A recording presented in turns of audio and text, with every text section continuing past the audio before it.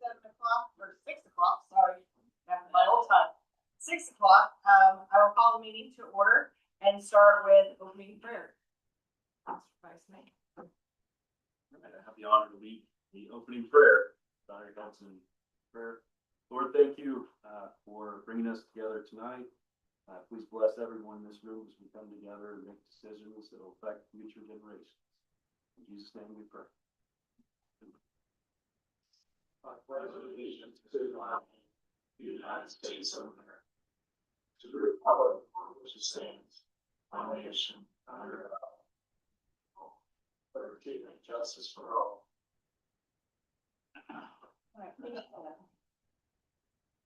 All right, first thing on the agenda is approval of the agenda. I would like to make one change, just out of respect for people's time. I would like to move new business in front of discussion items. That way, if some of these people want to get out of here, they can. So you just want fluff? Just swap 9 and 8. Yep.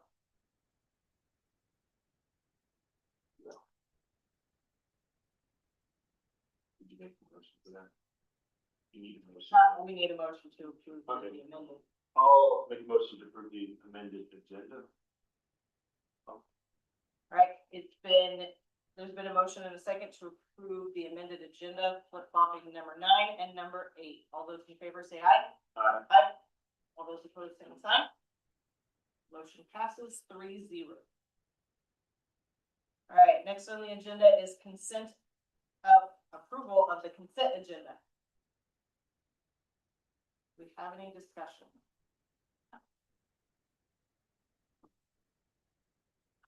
No, outside of tax payments so much money, I don't think.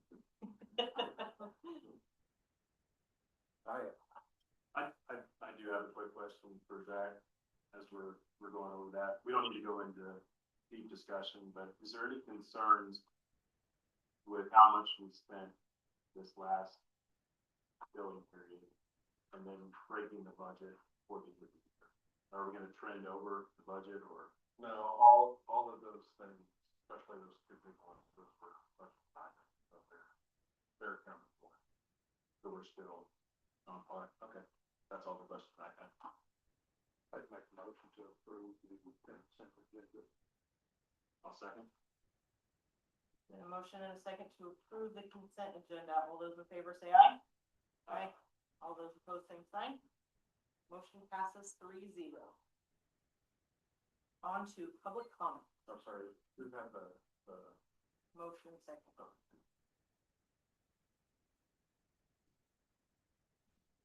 Thank you. All right, Mr. Inyard. Good evening, y'all. Thanks for letting me speak for a minute.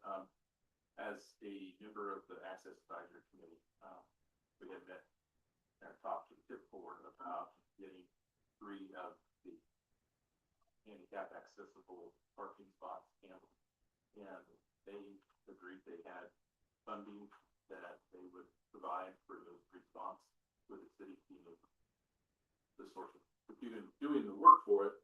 So the materials would be only cost like $2,600 was what Kerry had figured out for that, and they had actually approved up to $5,000 in case material cost changes on that. Anyway, they did approve that. I just know the transition between the city manager and the interim manager that probably got lost in the situation. I just want to bring it up and see if there's any action on that so that we can hopefully. You said 3 parking spots. Where are those parking spots? Where are they? Where? Maybe you were gonna ask me a hard question and I kind of left that stuff at home and it's not my bag. In front of theater, in front of Gary's here. Yeah. And Is it the then, one that's parallel no, to the street? No. it is the first.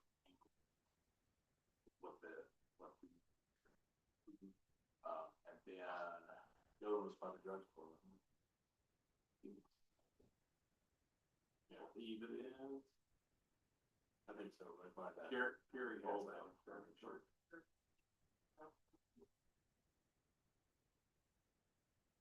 With the discussion, was there anything about that parallel one? The reason I ask is because I know, Wheatland and I'm pretty sure Wheatland and Cranberry, but they had asked if that one actually could be handicap because it's easier for their buses to get.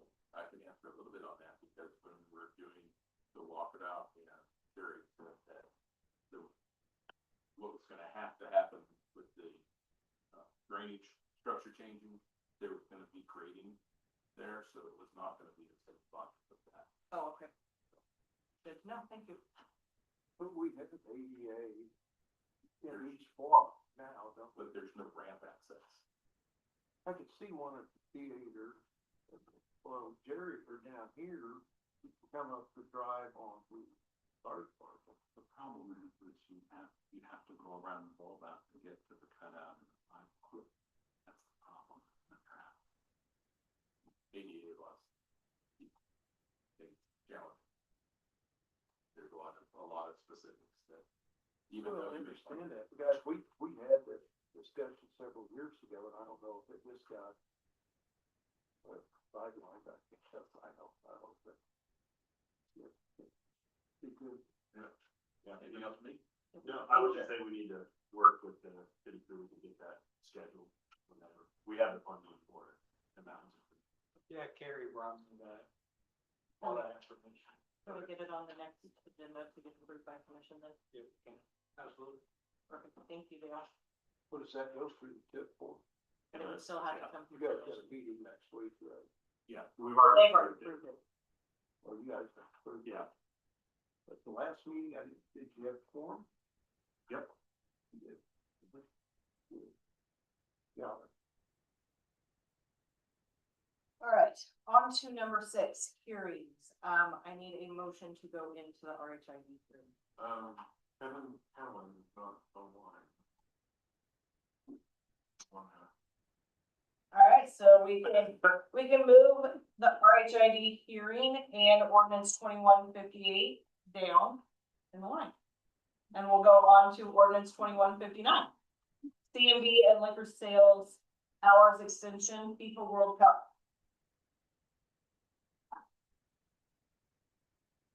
It's party time. This is what y'all asked me to draft at the last meeting. Just simply increases the hours during the World Cup as authorized by the state staff. I do have a question on this. So I know we had talked about sales at stores. Does that could it also include the hours of operation at the tap house or the country club or something like that? Okay, In package and original package or by the agreement. okay. That's what I was wondering now. So we just need a motion to approve. Yep. I'd make one, approve ordinance, 2159. I'll second. We have a motion and a second to approve ordinance 2159. Any discussion?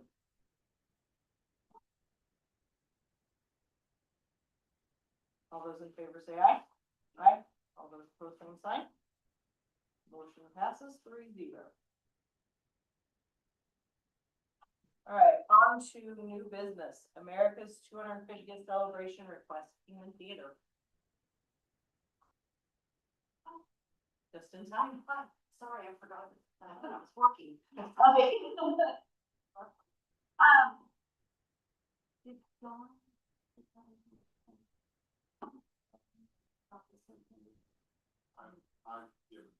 Okay, so, Mr. Wolin had kind of compiled everything, I know he was discussing the Centennial Fund that was still, have some money in it that needed to be used. So he was wanting to kind of pool all the needed expenses for the 250th celebration on July 4th, into one request. I have not seen that, but I know the band, the porta potties, the trash is actually going to be donated, I believe. And then there's some other miscellaneous items that he was wanting to, request some utilization from those funds. I have been working with, Chief Watts, our new city manager, I've talked to him a couple times, Ethan, K-Dot, correct? Kind of pick up that. And with that, we've got the cereal beverage, exception, granted back to us. We've got our stickers, got the band in place, got the stage in place. Power is going to be dropped from the theater, so the city won't need to do anything on that. I've created a map, that I've given out to everybody, kind of mark. We did have one, we met with the, department head, Shay was very gracious in her opinions, and we did not realize that the way we had the blocks marked off, we were gonna be blocking off the section in front of the fire station. So, we kind of rearranged some things, and we're gonna push the stage back, south. So it's gonna be further south from the front of the theater, and we're gonna bring that north end down, so it will not encompass the block of fire. So if they have an emergency, they can get out. So that is one little adjustment we've made. We will take care of making sure that the roads get picked up, trash gets picked up, the receptacles get put back from Waste Connections. We've been out there before, so we kind of know what to expect, and, we're gonna have it all blocked off, and everything's pretty well cut and dried on our end, what to do. I think we're still kind of waiting to see what you guys want to do on that Centennial Fund. But we are excited, and we've got a lot of neat things planned in addition to the regular concert. The Gravers are gonna do a big patriotic medley on the stage, and we've requested any and all veterans, active military, any law enforcement, first responders, fire rescue, any of them that want to come and be active in that. We've invited all of them. I've reached out to all of their department heads on that. So we're hoping it's going to be a great big event. I know Prairie Mercantile is planning on giving out free items for the kids. Cleo's is going to jump in and going to do snow cones. We'll have some items to purchase. We'll have pulled pork. And we've got Pepsi and the Hackers, and several have pitched in enough a pallet of water, so everybody's gonna get a pallet or a bottle of water. I think we got 1,200 bottles of water. And then the theater, we also had a donation, everybody will get free popcorn that night. So, it's gonna be minimal cost to anybody who wants to come, so it's gonna be free, and we're excited to do it, so. Do you have a schedule of events? I talked to the Chamber of Commerce, but obviously they've got a lot going on that way too. And it seemed like they knew. We actually had one of them at our meeting 2 months ago. Miss Teacher was there. Okay. Basically, we're not, from what we heard from her, ours is not going to interfere with any of the things they're doing that morning. Ours is not actually scheduled to start until 5:30. And that's gonna be strictly music. Yeah. And do you have that posted somewhere? Yes, it's on our posters, and I shared it on Facebook. And as soon as we meet with the Bravers, they're going to kind of give us their itinerary of when they wanna do their singing. But, I know King Midas is scheduled to be playing between 6:30 and 7. And they were actually going to, we were gonna have a break when the fireworks hit, but, they said that was gonna be on the 3rd now. So we probably won't have that break now, but I believe Wesley had talked to one of the churches, and they might be setting some fireworks off in one of the parking lots. I don't know, either Christian or The Methodist. Methodist, sorry. The fireworks are setting off on the 3rd instead of the 4th. Yeah. When they could get the professional. They're actually gonna come and request, Yeah, we've done that before. And, like I said, we found that out as well, and I know they're working really hard, and we don't wanna do anything to interfere with what they're doing. And third here, I do believe that they're still gonna do your normal stuff on the 4th, is that right? Or then? Oh.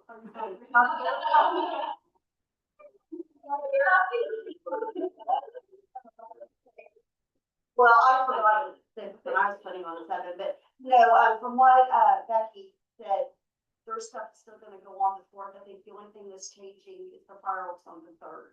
Okay. So, but as far as our stuff, we're basically just in the evening time as we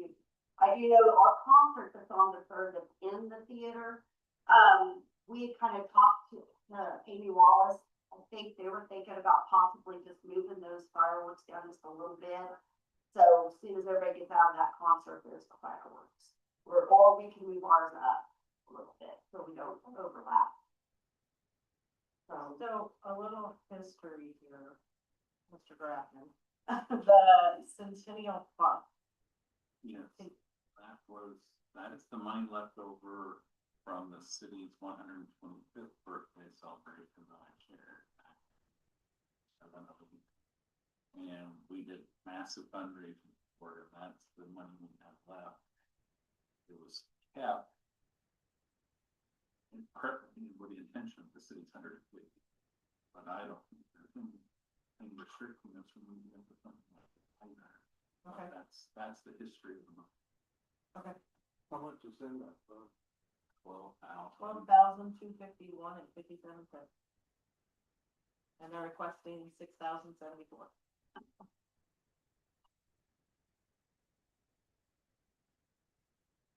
There are some things too that, you know, when the time comes much further down the road, we wanna do something for 650.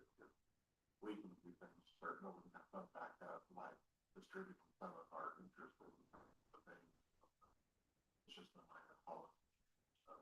So, there's some things we can do down the road. to pull that back up. So do we need a motion to approve the expenditure of the 6,000? What say it was, $6,074.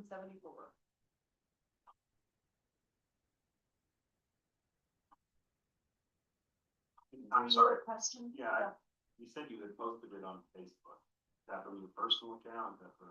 That is on the personal account, and then we also posted the information and the flyers for everything we've got going on the 250th page.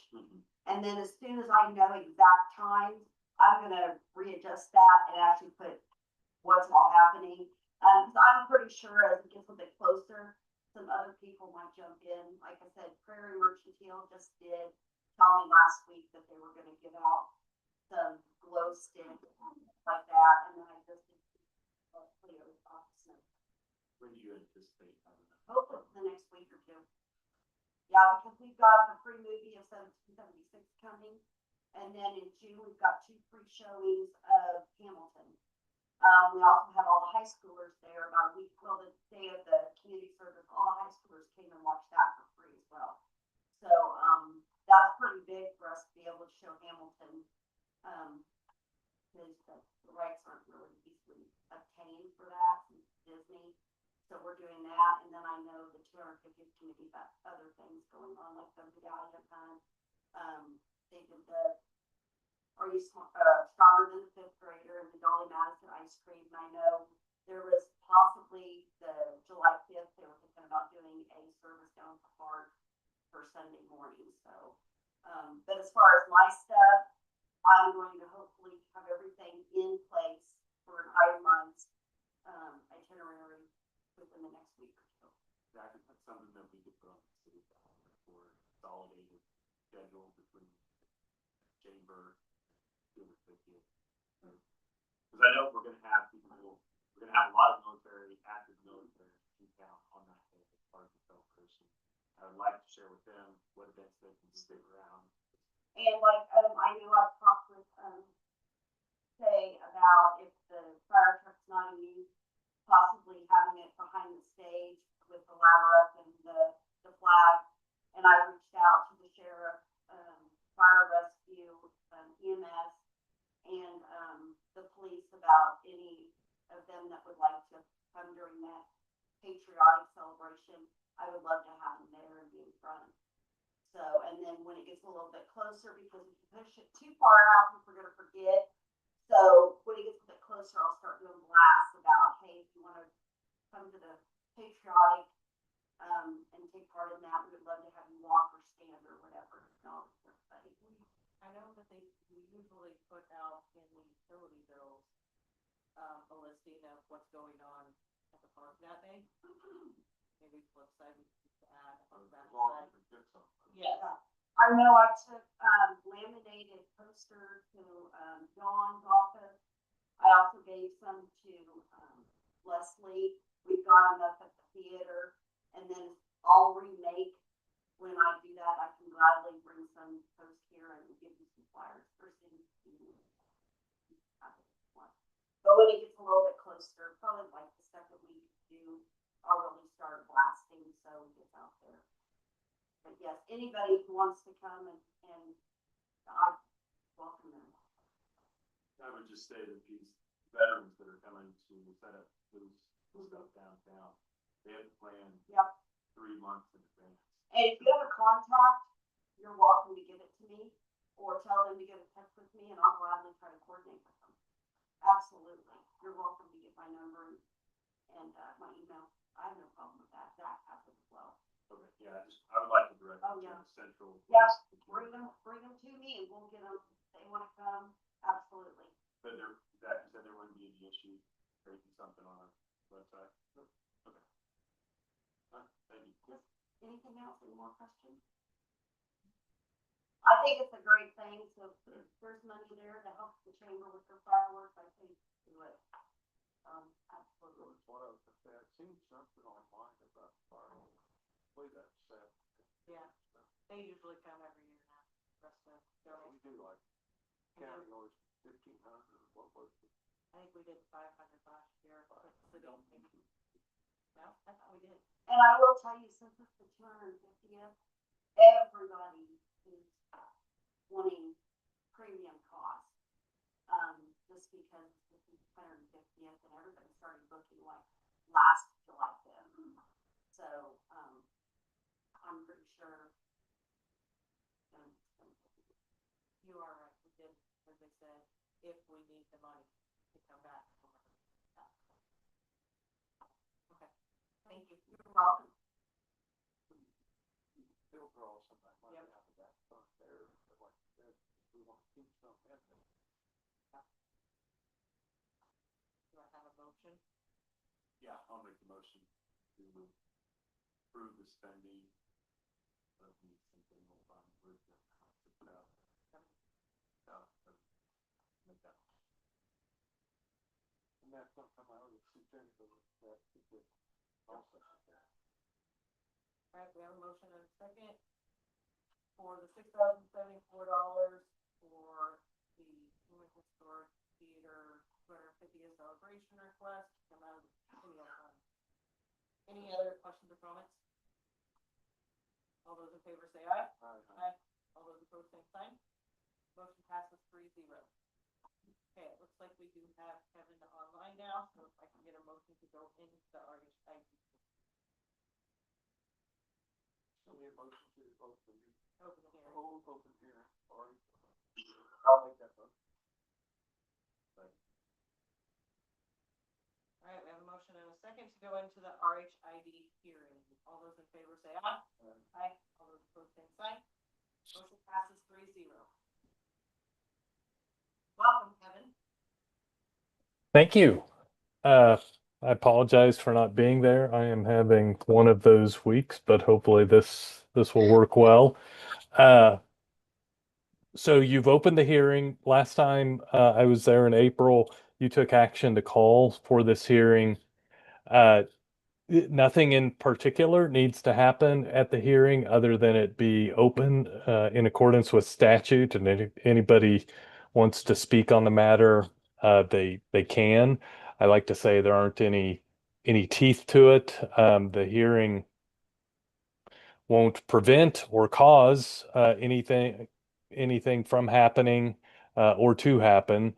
And again, it just has to happen for statutory purposes before the governing body can consider establishment of a reinvestment housing incentives district. If you'd like, I can again give some background and kind of look forward about what this will do, what the plan is. We talked about this a little bit last time, or if you prefer to open and close the hearing and then have these sorts of discussions, I am happy to do that either way. Do we have any public comment for the RHID hearing?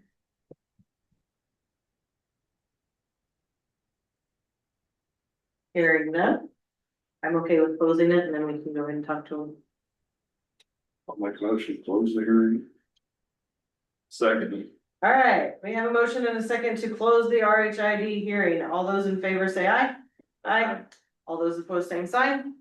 Motion passes 3-0. All right, on to ordinance 2158, establishment of rural housing incentive district. Okay, we talked about this last month, but the city meets all of the statutory requirements to establish reinvestment housing incentives district, which is essentially tax increment finance for housing purposes. And so once this district is established, if it is, the assessed value, the tax value of the properties in the district will be frozen at the current value. So whatever taxes they're generating now from that value will be frozen or protected, a base value, if you will.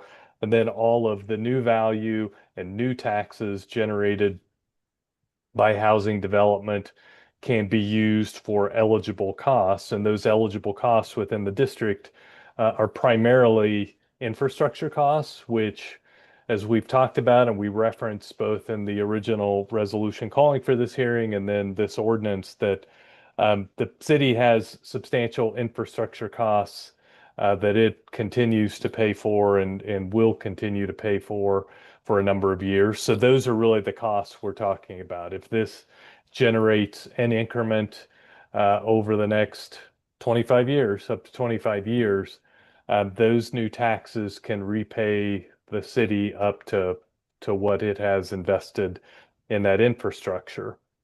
The concurrent goal is to have those lots in the district that are currently subject to special assessments be not subject to special assessments. The city would notify the county that those assessments are no longer due and payable. And so then that just is a general obligation, as it frankly has been, of the city to make the bond payments associated with those properties.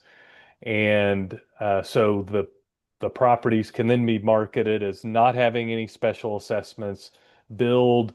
Your general taxes will go to the city to reimburse costs of the infrastructure, but that's, again, it. You pay your general taxes and you get your infrastructure paid for.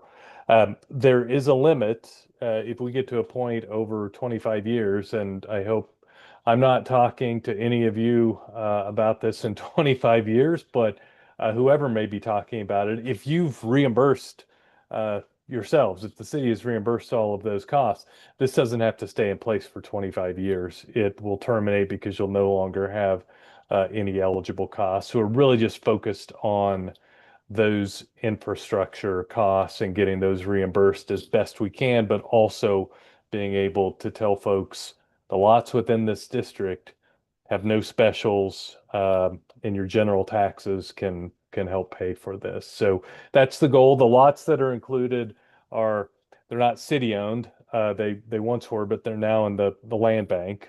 So all of the lots that are land bank lots within the Memory Lane addition are the lots that we're talking about for this district. So a lot of information, but again, the goal is if we establish this district, it just gives a tool to spur some housing and be able to tell folks, hey, your infrastructure is going to be covered by your general taxes, and also get the city repaid, reimbursed for some of the things it's covered through the years on that infrastructure.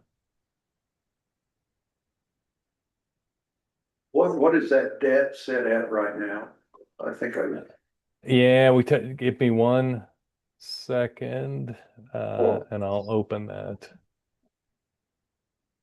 I don't know if it was on this chart. It is in the plan. The ordinance references, some other things that are being approved, and that includes this plan. But if you don't have it in front of you, give me about 30 seconds and I'll be able to respond.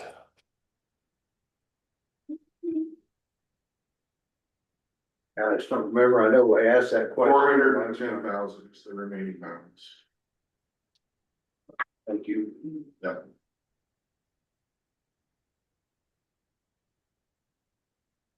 And it matures in 2041.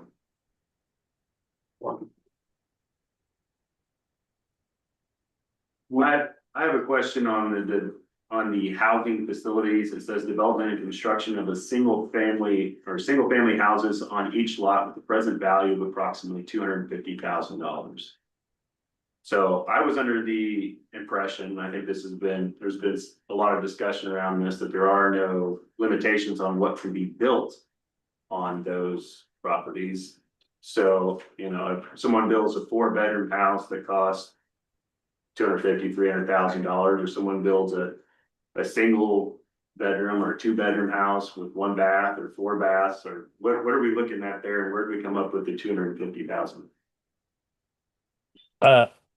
Leslie, you may be able to speak to this, but I think you and I talked about it, just sort of what's typical in terms of a new home. That's not a limitation. So if somebody built, as you say, a 2-bedroom house or a 4-bedroom house, you know, maybe something's 225 or maybe something's 350, that's all going to be acceptable. And I would go so far as to say, and you know, aside from zoning and those sorts of things, I mean, single family can mean a lot of things now. If you saw the Wall Street Journal article this week about Wichita, I mean, duplexes, which are essentially townhomes now, twin homes, but they're single family structures on either side, I think could qualify if that ever became desirable. So I don't view that as a limitation, but it was needed to sort of run feasibility analyses of, well, what if this is the sort of thing that will be built on these lots, what can we expect that increment to be? So don't view that as a limitation. And if you ever had any concerns in the future about what maybe somebody was proposing and whether it was somehow prohibited or not contemplated by this, you know, you can always amend this plan, but the idea was just a general description of the sorts of development that we are looking to have happen in that area. Okay, that answers my question. Thank you. And there are limitations. It has to be 1,200 square feet on the main floor of living space. Okay, I thought during the last meeting, you had stated there were no limitations. Is that the only limiting factor? 1,200 square feet main floor? Has to be stick built on site. Are there any other limitations? Well, could somebody move in a blue house in there? Mobile? Not right now. However, this is kind of so we have the residential construction improvement program, and that's where those things come from. The free lot program.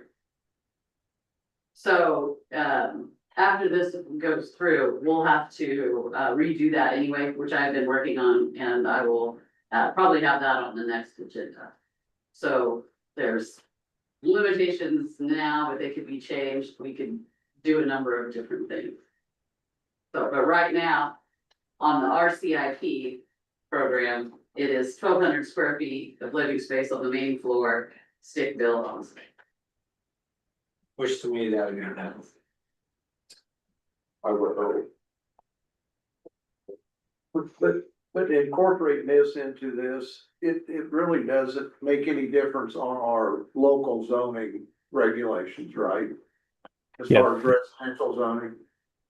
This doesn't impact that at all, and I'm glad you asked that.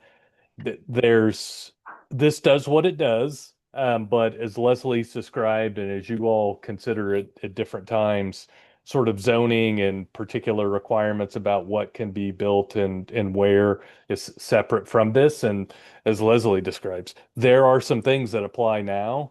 And that's why I say if something changed in the future, I don't think this is limiting in that way. It would be your zoning and other regulations and policies that you've already established. And those could be changed, obviously.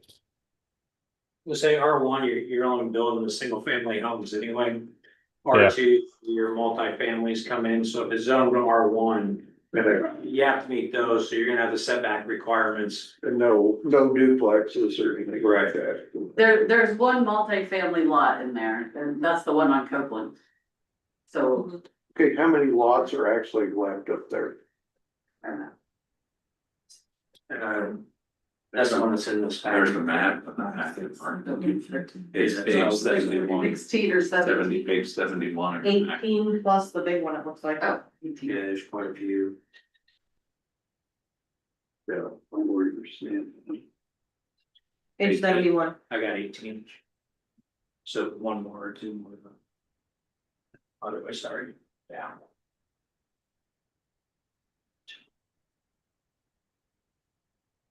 Whatever. Right there. Oh.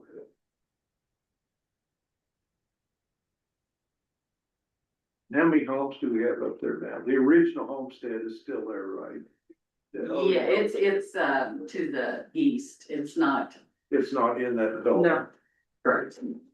Correct. So there are only 3 homes there now, 2 of them were built, they're back in 2014, and we've only had one since then. So in 12 years, basically, you've had one home built. So that one we just built, was it built last year or within this last year, I think? Year Or and a they just finished construction this last year. Are they paying specials? yes. And this would exclude them from that? Cause I see it circles, it's not considered them part of this zone. Right, because it doesn't apply to the homes that are already built. You don't think that will cause any animosity with someone that just built a home last year? Well, they're right, we currently have a special assessment rebate program that they never applied for, so. That was part of the residential construction improvement program, it was like the secondary part, so, and they have that information.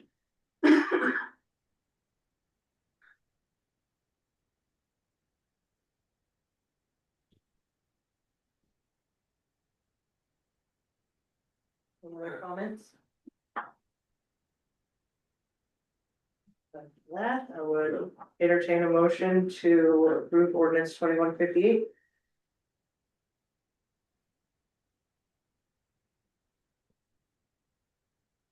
I'll make a motion to approve ordinance 2158. I will second that. We have a motion and a second to approve ordinance 2158. Any other further discussion? All those in favor say aye. Aye. Aye. Right. All those opposed, same sign. Motion passes 3-0. Thank you. Thanks. Thank you. Zach, if you can hear me, we will follow up with you on, publications and notices.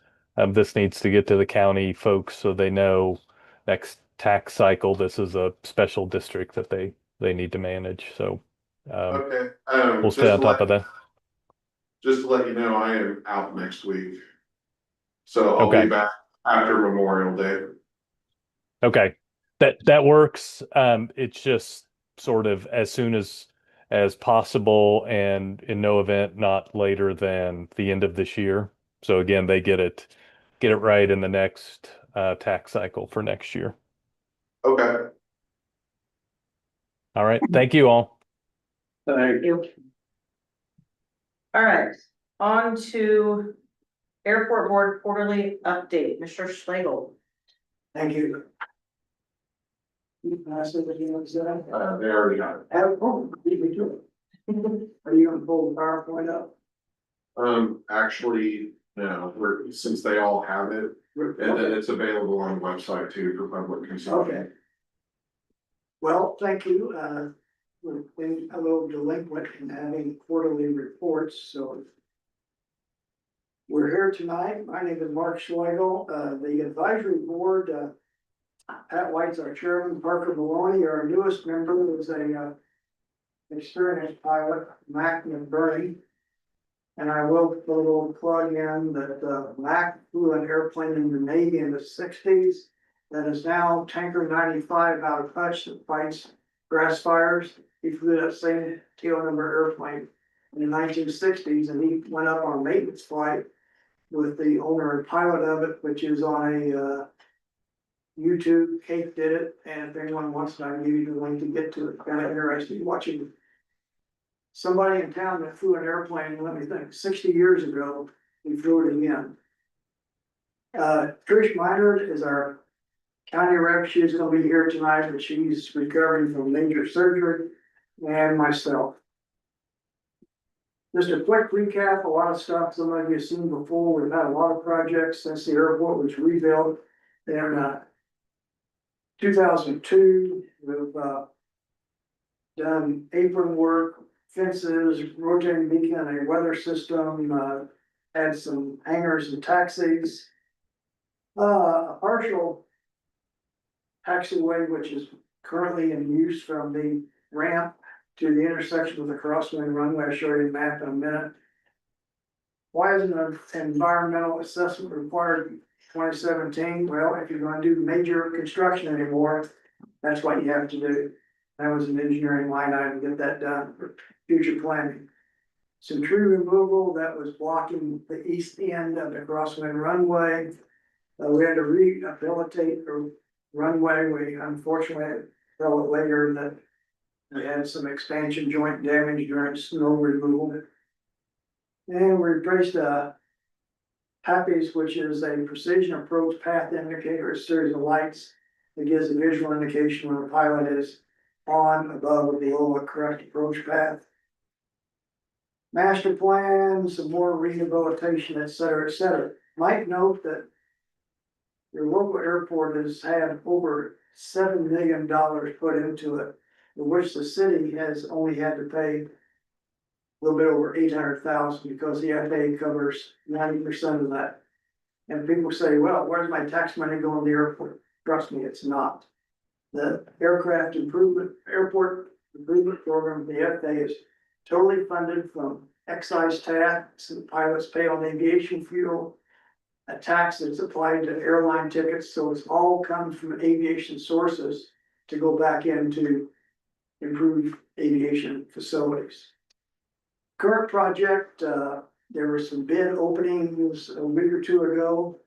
I have not received any feedback, so I'll leave that open for the commission or Zach, any updates there, but this is to extend the partial parallel taxiway from the crosswind runway to the north end. And the reason for this, I'm sure you've heard in the news that there's always cases when an airplane pulls on a runway, it doesn't belong there. Called a runway incursion. We had an unfortunate one at LaGuardia with a fire truck a few weeks ago. The FAA is hot button item that they don't want airplanes on runways that don't belong there. And right now, the only way to get to the north end of the runway to take off south is back taxi on the runway. So that gets you exposed. The aircraft coming in to land that may not see you or hear a radio call. So the FAA is very keen on that. That's the current project that will have construction next year. It'll be somewhere between 1.5 and 1.6 million, of which the city will be somewhere around 75,000 for that over $1 million project. If I could get stuff done personally at somebody paying 90%, I'd do a lot of work.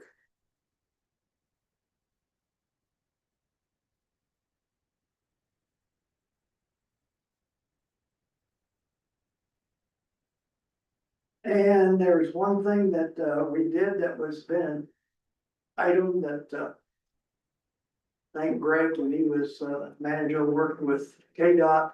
We got approval of fundings to get a modern credit card refueling system and self-service fuel pump. That our system was antiquated, would be a shortcoming. It would drop off all the time, et cetera. It's a modern system that's used at a lot of airports, works much better. You call that one done. Future capital improvement program is, we're talking runway incursions. Well, after we do from the crosswind runway to the north end, we still got from the ramp to the south end. That's the next project that will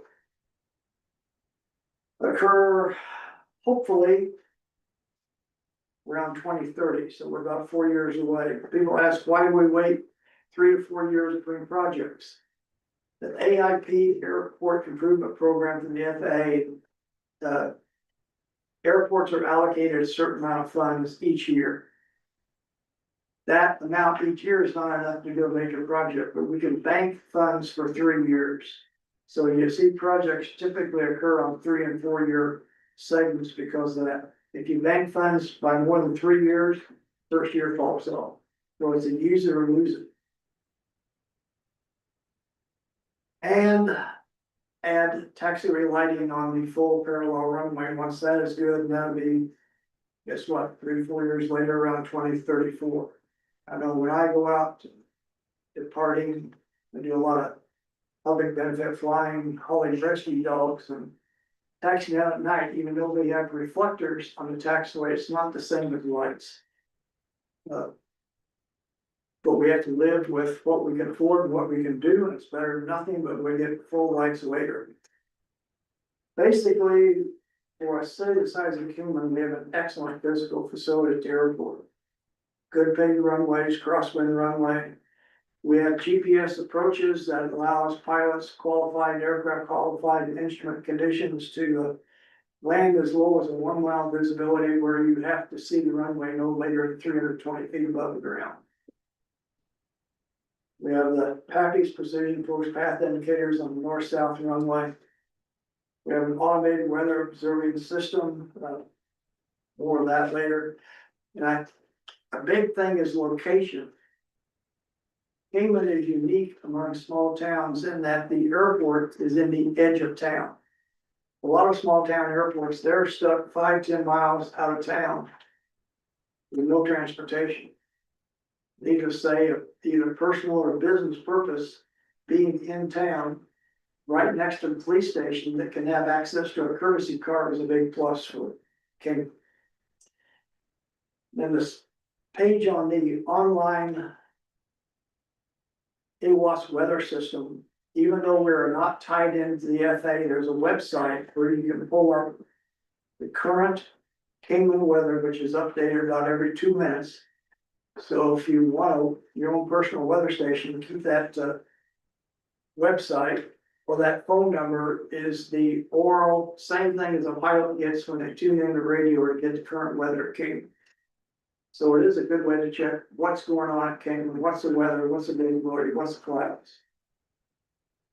There is one issue that's still open that we recommended a year ago, and that we have no good way to remove snow from the runway.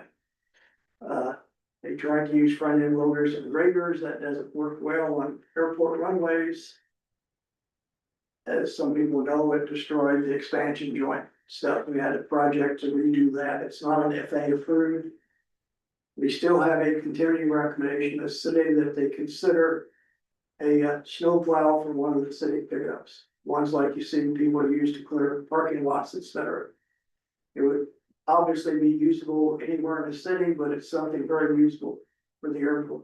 The airport's basically shut down when we get snow.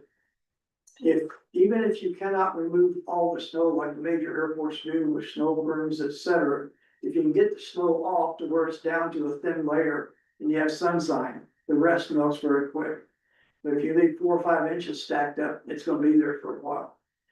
We have had Life Watch airplanes that come into Kingman to pick up return people.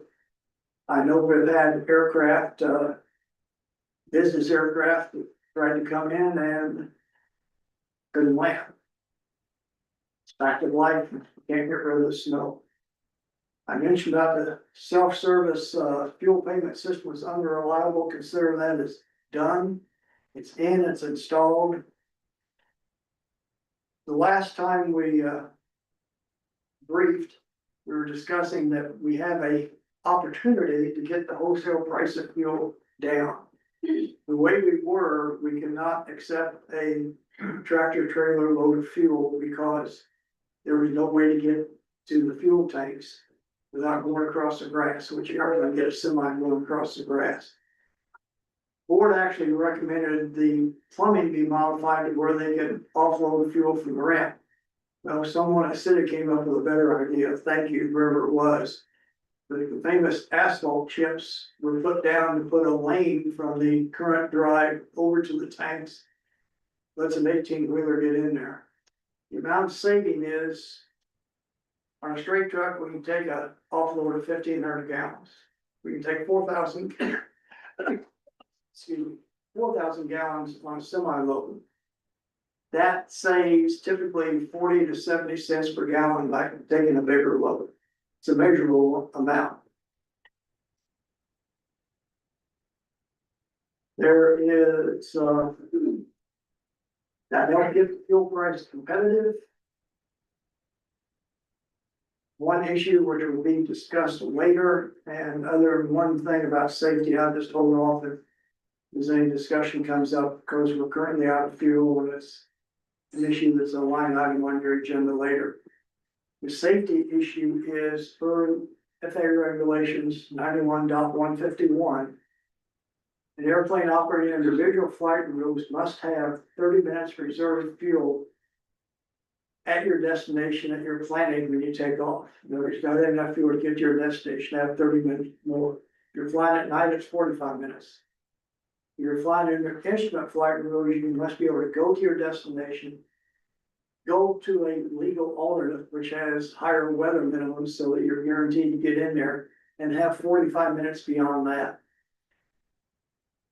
Even though, I thank John, the airport manager, for getting the NOTAM out. We've had pilots miss the NOTAM. I know at least one case where a pilot came into Kingman on a trip planning to get fuel, and he had legal minimums. But he didn't have enough fuel to go to another airport when he found out we had no fuel. And people literally had to drive fuel into him so he could legally fly out here. More discussion later.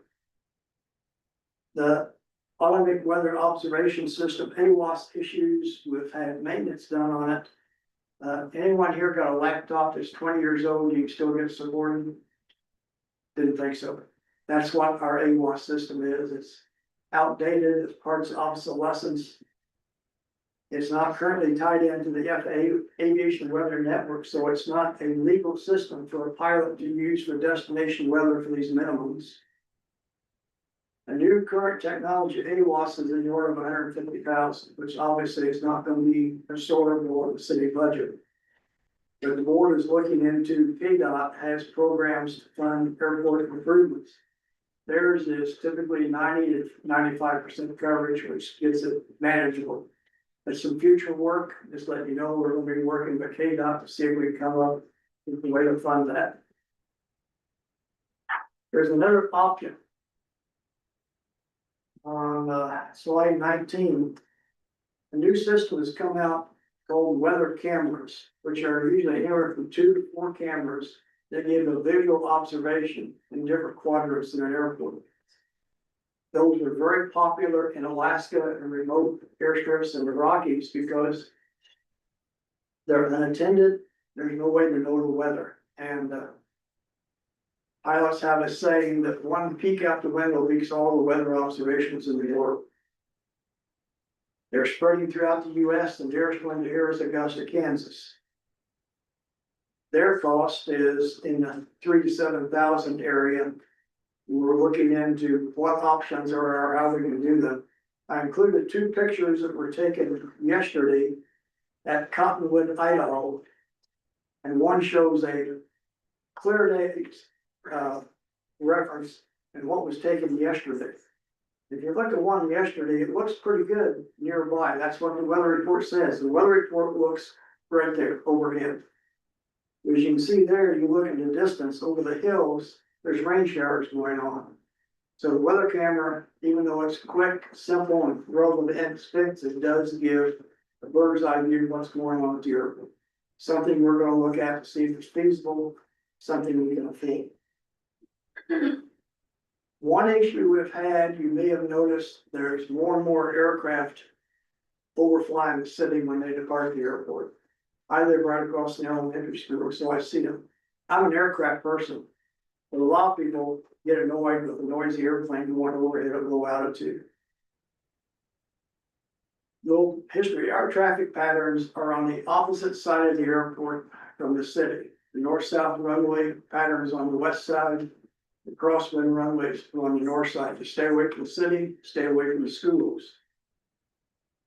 The only FAA regulatory requirement on traffic patterns is that they state that whichever direction the traffic is specified, you must fly that direction. For example, going to the south at Kingman's, what's called a right-hand pattern, make right turns, stay west of the airport. However, there is an advisory circular that has suggested traffic pattern procedures, and these are based on safety and common sense. We had too many aircraft take off to the south, and rather than staying in the pattern or climbing out straight ahead, we're doing an immediate left turn and come right over the city at low altitude. I'm on part-time contract at Textron Aviation for pilot support. I did pass on to our safety officer this. He's passed it on to all their departments at Textron, trying to get the word out. The segue into the next thing. The board has decided to have an airport users meeting this summer. We do have to avoid conflicts with other airports fly-ins and any community events here in Kingman, so we're working to see what fly-ins are going on. Working with the city and the chamber of what dates does the city have events going on. We'll invite local pilots, flight operations, including the medevac people, Kansas Pilots Association and flying clubs in the area in Wichita. To just present, here's where Kingman's at, here's recommendations, and have a question and answer session just for the pilots, the airport to converse. And the commissioners will be invited to attend if they choose. We're gonna, pilots fly on their stomach. If we meet in the morning, we'll have donuts, in the afternoon, we'll have roast some burgers and dogs. One item we recommend, the Kansas Airport Association has an annual conference. This year it's in October in Lawrence, Kansas. We do recommend that the city send the airport manager to attend that. You learn things, you network with other airports, etc. 160 registration for expenses. Any board member should be able to attend, but since we're volunteers, it's our volunteer expense. It would not be expected to be a city expense. That's a quick and dirty update on the airport. I try to keep it short because you folks are busy. Questions or answers? I have a question about the hangar situation. That's all that I ever hear about. We don't have enough hangars there. So Yes. is that part of the project, future No. project? We have been agonizing over that one. If we could build hangars at the cost we built the original bank of hangars in the 2002-03 timeframe, we put up as many as we could put up. The bank floated loans for both of them. What cost in the order of magnitude of 300,000 back then is now well over $1 million.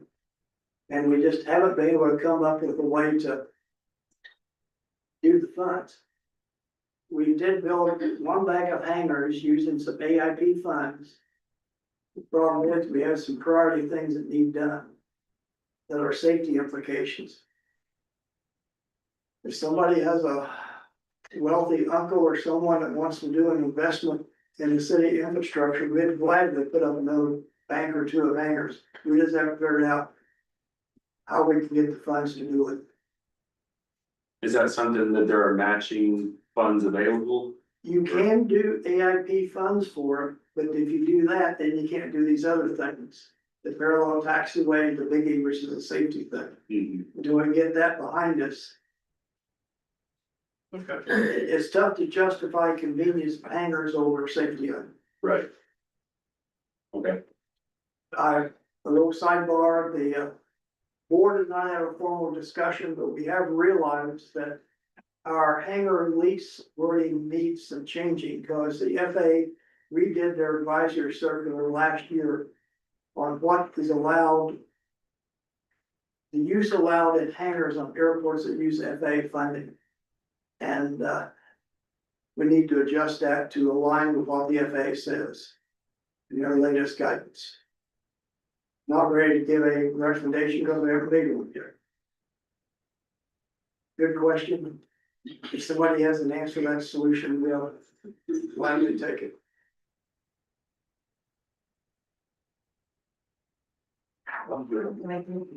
Thank you, though. This was, I like this. Sometimes I'm not at airport, I'm on highway, I'm not anything, so it's nice to Let me add see. one personal thing. Mhm. I do a lot of, most of my flying retirement is public benefit flying for pilot and boss where we haul rescue animals to places where they get adopted. I've done almost 60 trips, over 30,000 miles. If anyone wants to go along on a trip, just give me a holler. I gladly take people along just to let you see what it's about. Help take some furry critters to their new homes. Thank you. Thank you. All right, on to 2025 audit, Lloyd Group. Good evening, thanks so much for having me. My name is Christina Henson, and as of January 1st, I'm really excited to be able to invest in this and not just be a staff person community that. But what I have for you tonight is your 2025 audit. I'd like to start with that staple document or that governance letter if you're looking at your computers. And as we've talked about in the past, these first several pages are just boilerplate language that we include in every one of our audits. We did expand the top of page 2, tried to expand a little bit more to describe what these significant risks and identified section really means. It's not again, trying to get away from saying that we think that there are problems or issues or anything like that. It's just saying that what we have to do at the beginning of an audit to identify these risks. And for the most part, in actuality, both of course, they were the automatic risks. So we did not have anything else that we felt like to start the audit with, and probably important. Our recommendations that we do have are on the very back page on page 5. These are both things that we've talked about in the past. So the first one there is regarding journal entries. So the process was really kind of put into place. So we have the forms to settle on that. What we just kind of wanted to encourage just a little bit more is since the city clerk is the one who makes those journal entries, that somebody else needs to be the one that's signing off on that. And again, it doesn't have to be a page for every journal entry. It can be one that's, a summary with a month. Try not to make a lot of extra work for you by any means, but just to, again, it's a protection because journal entries are the thing that doesn't really come through the council that you see. And they are made that people can make corrections, move transfers, etc., those kinds of things. So they are in the audit book considered a higher risk type of transaction. And we actually implemented that after the last audit. So Yes. starting in like May, around this time last year, now myself and the deputy clerk signs off on all journal entries. And if the deputy clerk or myself's not available, the city manager's the second signature. So best related on some report. Yeah, there's, so yeah, the first few months, we were still doing it the old way, and then after the audit, then the same recommendation, we made the change. Yeah. That So makes- that's already been mitigated. Okay, so we're on the right track with that. The second one that we had was at the end of the year, technically, there were still some outstanding checks that were more than 2 years old, which require to be submitted to the Kansas City property and the Kansas State Treasurer's Office. We did see that by February 4th, that had been taken care of, so not really an issue, but just kind of follow up on what we had commented on this year. Questions that we need that? Okay, briefly then, financial statements. That first page on our letterhead after the table of contents, once again, we give that third paragraph another unmodified opinion. So based on these regulatory basis financial statements that you're looking at, we feel like these numbers are fairly represented in all material respects and that they're accurate and in the right spots. Again, boilerplate language with all the rest of those pages of the audit opinion letter. So then you get to statement 1, which is 3 pages long. The overall picture of this, I saw it as influence were pretty stable. There was not a lot of increase or decrease in any one specific fund, with the exception of for street improvement fund, but that had a lot of proceeds. So that was a completely reasonable expectation to see that large increase. And then we would also expect that decrease to happen going forward when those proceeds are spent. your, the light fund did also have an 8% increase, so that, again, is a good thing. We want those rates to be continuing to support the expenditures of funds. But overall, I felt like everything was in a pretty stable, format compared to what was happening in last year. Note disclosures, again, I'm not gonna go through each one of these, but key note disclosures, we're starting on page 9 at the bottom, note 4, that is all of their outstanding debt and bonds, leases, et cetera. And then the next page would show those repayment schedules over the next 2 to 7 years. The other one that usually is of interest is page 13 and note 10 in there. It shows you all of the various transfers that happened, so what fund it came from and what fund it went to.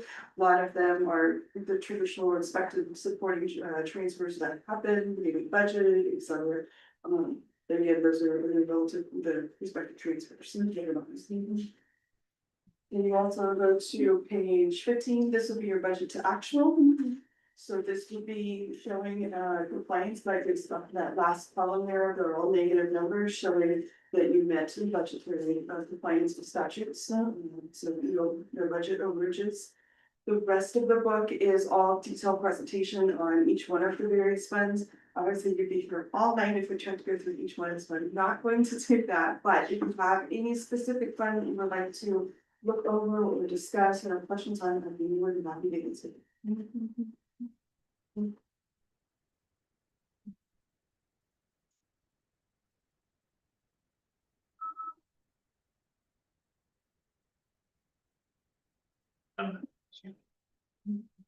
Perfect, well, if that changes, you know where to find me, and I'd be more than happy to help. And as always, as you guys are coming up with your budget season, please let me know if there's something that we can do to help or answer questions, which you can provide answers. And if there's anything else that you can counter during the year, we're more than happy to help you see that.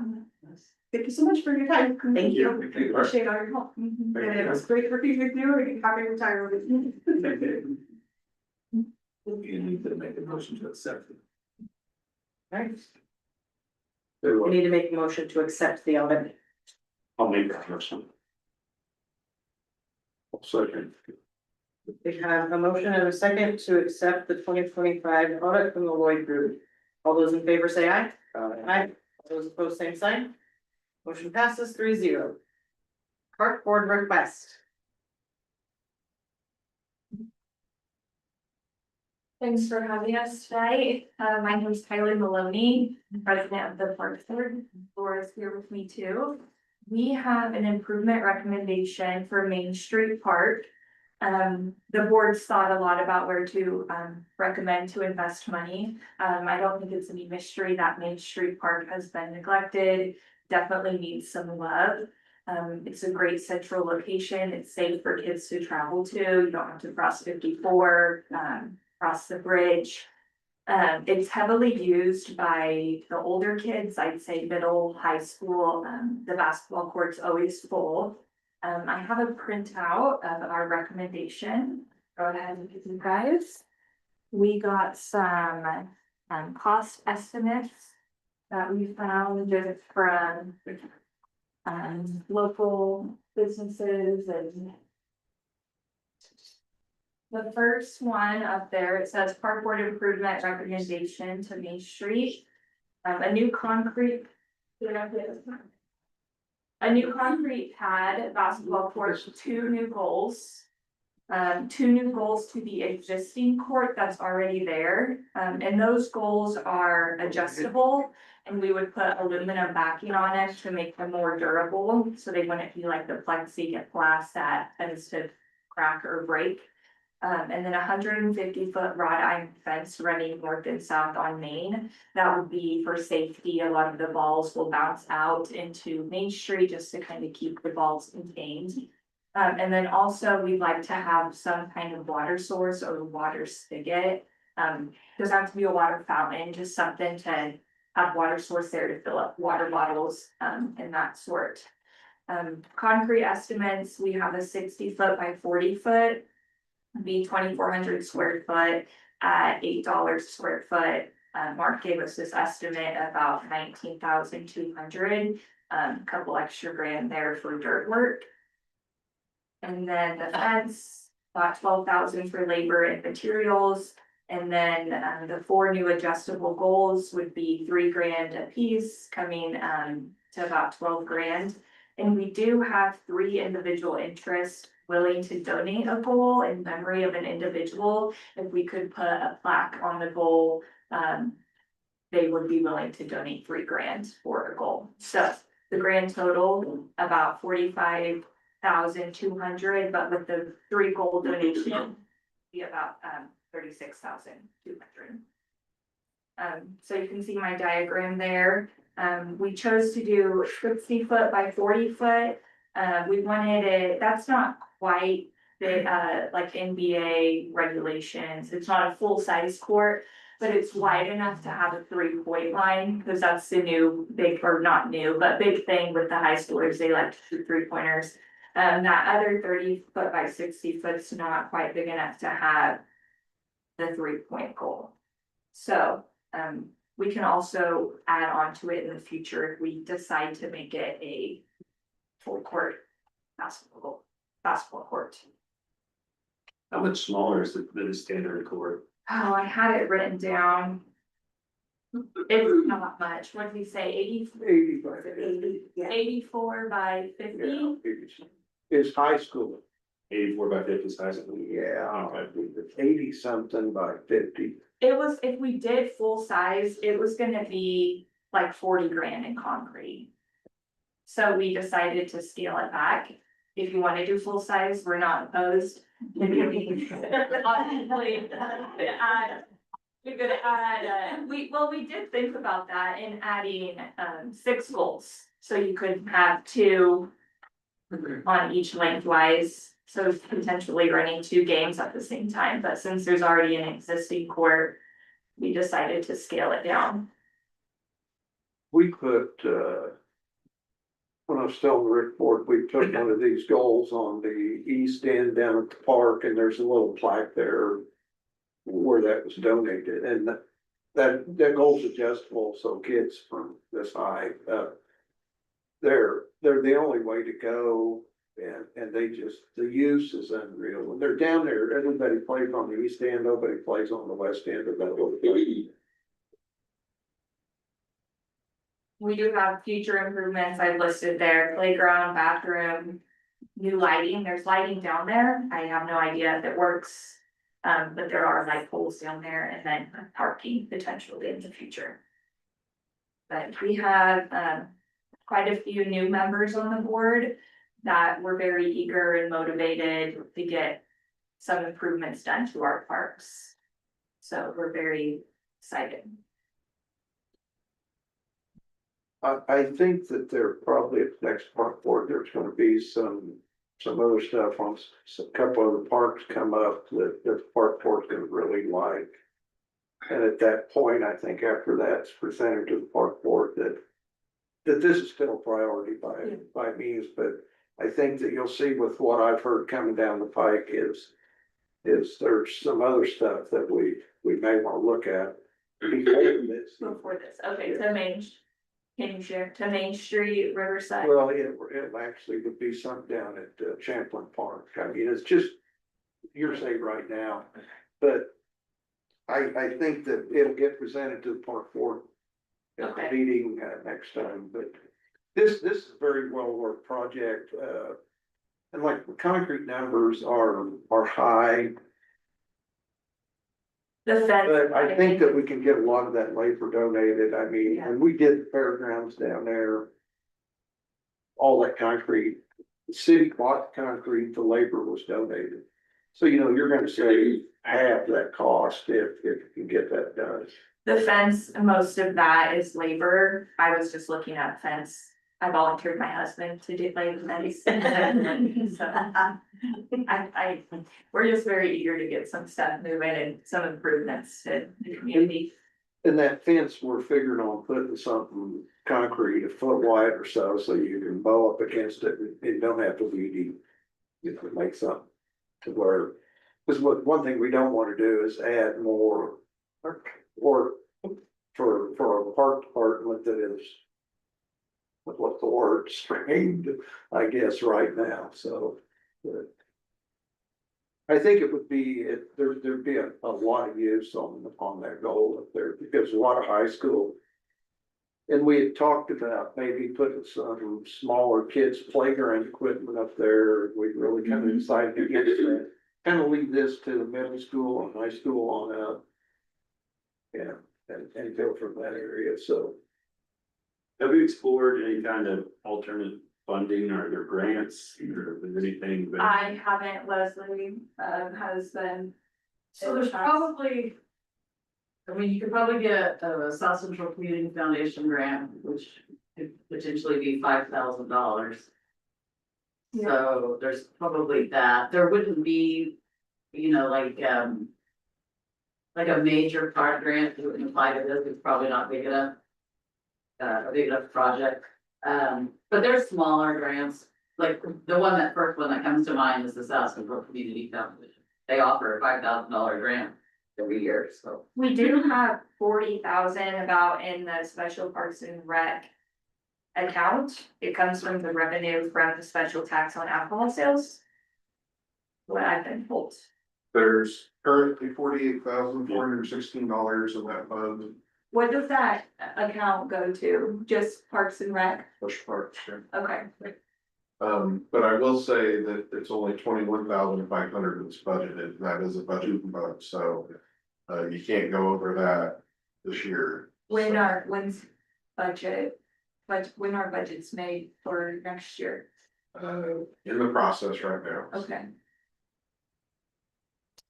And that 21.5, that's what we talked about. We talked about that before.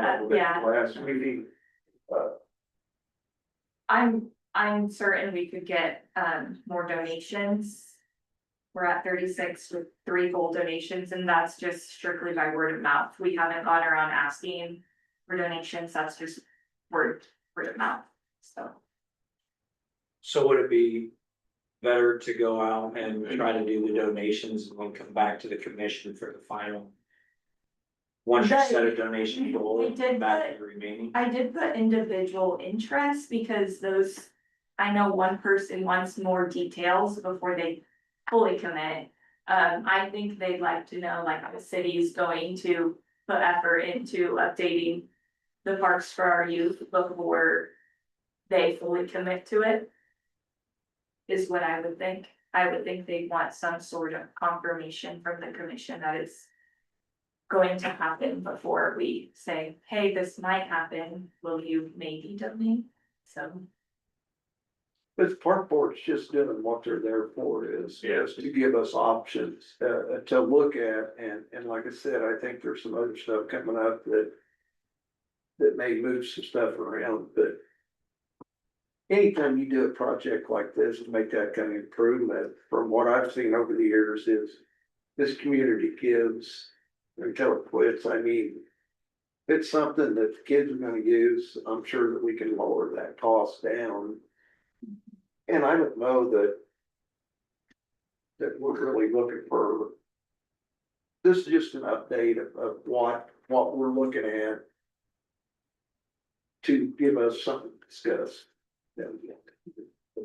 I've been on the board for several years now, and this is my first time ever coming up with a recommendation for an improvement, so I think it's well overdue. Some love into our parks. You even look at the surrounding smaller towns, they have better parks than Kingman. How does this fit into our master park plan? The master park, a lot of the master park plans are already outdated. The park board members that worked on that for 10 years, 15 years. I know 10 years was up like 2 years ago on some of the plans. So it seems like we get a lot of things written down in paper and never follow through with it. I know we had a 5-year plan in 2015. That never happened. This is their priority right now. What we actually, the park board looked at first was pickleball courts down in Riverside. We had a special meeting. There was just not enough, Interest, yeah. that we tabled that, and then they moved on to, The pickleball was more used, I'd say, by adults in the community, where I think the board's interest now is for the youth You drive down Main anytime in the evening, there's people, there's kids playing basketball at Riverside and on Main Street. What would be the possibility of turning that into a multi-purpose? You got your hoops, Mhm. but you still put your pickleball lines to still create that option just to get both sides of the genre for availability. You could We, at some we point, would have to get like the poles, the removable poles in and out of the ground, kind of like the high school court has. and that's not hard to do. They Yeah. got those kids that's how they do them now, is they put them and you just pull everything up and Who would, mow right over. who would keep track of those poles? I mean, you can't just leave You them know, out I there. thought that, do you check them out from the city, like how's that? Yeah. work? Yeah. The Yeah. storage of that. I don't know how that would work. I'm in support of what you're doing here. I would just like to see what other funding we could get Okay. in support of this. In regards to grants or, All the above. oh, okay, Yeah, what can we do to bring that overall cost down? And my honest opinion is if we're gonna build a basketball court is. It's got room on the property to Yeah. go a It's- little bit larger yes. and closer to a full-sized court. Which would be a big draw, right? It would be the only place that kids go to play on a full-size sport. But history will show you on them type of courts that it's almost always half court play. Right. But, and the only reason we cut down from the full size was because this number got so. Right, It was, and that's why I'm saying, like, what other funding can we secure to help bring those okay, costs down? what number would you like to see? As much as. Well, our hands are tied right now at 21.5. It sounds like. Yeah, if we can get closer to that, I Yeah, think that's. well, we're just trying to get something done, so it'd be nice to have a ballpark number, 21.5. That's what we're tied at right now, right? If we wanna get For something this done one, for this now. year. But Yeah. we can still have plans for Yeah. next year, Okay, if we think about that, and we could increase the I, budget. I honestly think that with donations, we could more than get this done, that particular That full amount. size at the 21 price. Is it imperative in the goal to have two courts, or is it possible to, because I see it's just like the 10-foot difference. Mhm. yeah, Just for that add three on point to the five. existing one to make it 60 by 40, Yeah, or even. What- have the one each equal size? the issue is that that court is, it's not that the existing court's not big enough, it's that it's always in use. So we wanted to add on Really? another one, and we're like, let's make it a little bit bigger to have that 3-point line for the kids. I'm assuming you would paint those off lines too. Yeah, Well, I've painted a concrete court before, I can do it. And at some point, lighting or something, Yeah. but that's something that maybe we can do at some point internally if the guys don't have it. Is there seating around that area? for There's people? benches there. There's some like picnic table benches, circle ones, and benches around Yeah. the court, Trees, underneath there are those benches. trees. In the south There's- corner, Surrounding the old. yeah, I think that it used. Oh, I do too. A lot. Yeah. And we Especially actually, with the- if we had to, if we was gonna eliminate something for cost, we could the fence. I hate to. Because I just, I would too. it's a safety issue to Right. me. Of course, you got the older kids should have, if it rolls out on age or whatever. It's bad enough, but you know what kind of traffic Maine has. And at some point, if the highway goes around, it could be carrying a lot more traffic. Well, especially if the second court's gonna be east-west, Right. Yes. or their boulders up there. Definitely. But we wanna put something on, we would wanna do something that kind of like what the cemetery, something that looks. Wanna put something, well, even Broadway Park, Yeah. that fence, that fence is you perfect. know, that's nice, I don't know. I suppose Guy could look back, see what that line item cost when that was done too. Yeah, that was all donated by the Rotary. Yeah, but the contractor that did it at the time probably had that fence cost in there, which I mean, of course, everything changes so much now, but it's pricey. And it's pricey. Yeah, I was kind of surprised when we come up with these kind of numbers at the meeting every night for fencing. It gets, yeah, But it's yeah, like, I just look at our parks and of course I'm on the park board, so I want them to be, that's my goal is for them to be better, but I do think Kingman needs to put more effort and work into their parks for their youth. It's where everybody spends their time out with their kids. It brings attraction to Kingman, so I'm all for it. And I know this park, oh my gosh, how many generations have played basketball? I bet you did, Travis.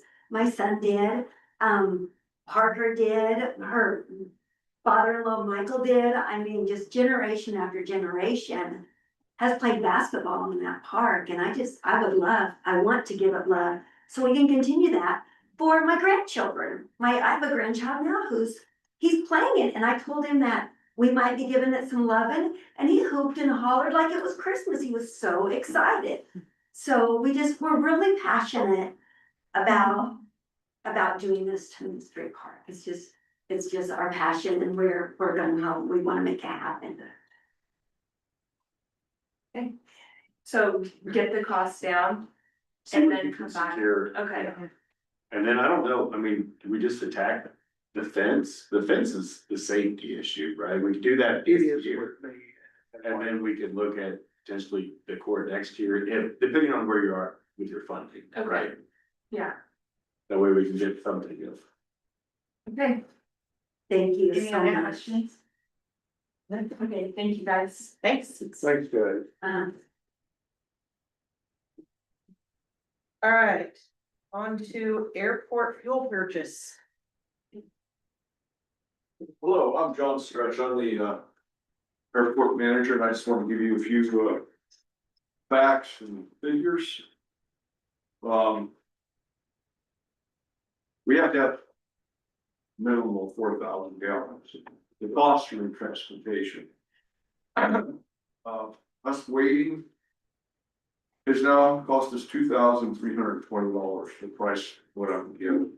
So I have till Tuesday. I got guaranteed price, 4,000 gallons is $5.91 a gallon. Anything under 4,000 gallons is $6.35 a gallon. And so I have to be competitive with the other airports. I've put out notice to airmen. There's websites that give the pilots, what our fuel costs are. So I've tried to take those down because as Mark said, we did have one aircraft come in, not enough fuel to leave, and we were out of fuel. 4,000 gallons would be $23,640. To give you an idea. I answer to the city manager, and so what I'm asking is to give him the authority for the city manager, the city clerk, and I to resolve that, which is just a minor budget thing, I think. It's just over your limit, right? It's quite a bit over my limit, and then at the same time, this will put us over the budgeted amount. There is project capital outlay money that could counter that. It's a twofold. I mean, nobody expected fuel prices to jump the way they did. And so it's a twofold problem, spending limit problem, take us outside the scope of the budget. How much will 4,000 get us? Like, is that just gonna get us like a month?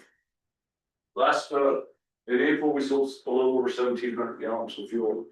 One of the issues before I came on, they lowered the fuel price to $4.95 a gallon. And of course, we have costs besides what the actual gas cost. So we were the cheapest, the least expensive in the 50-mile radius.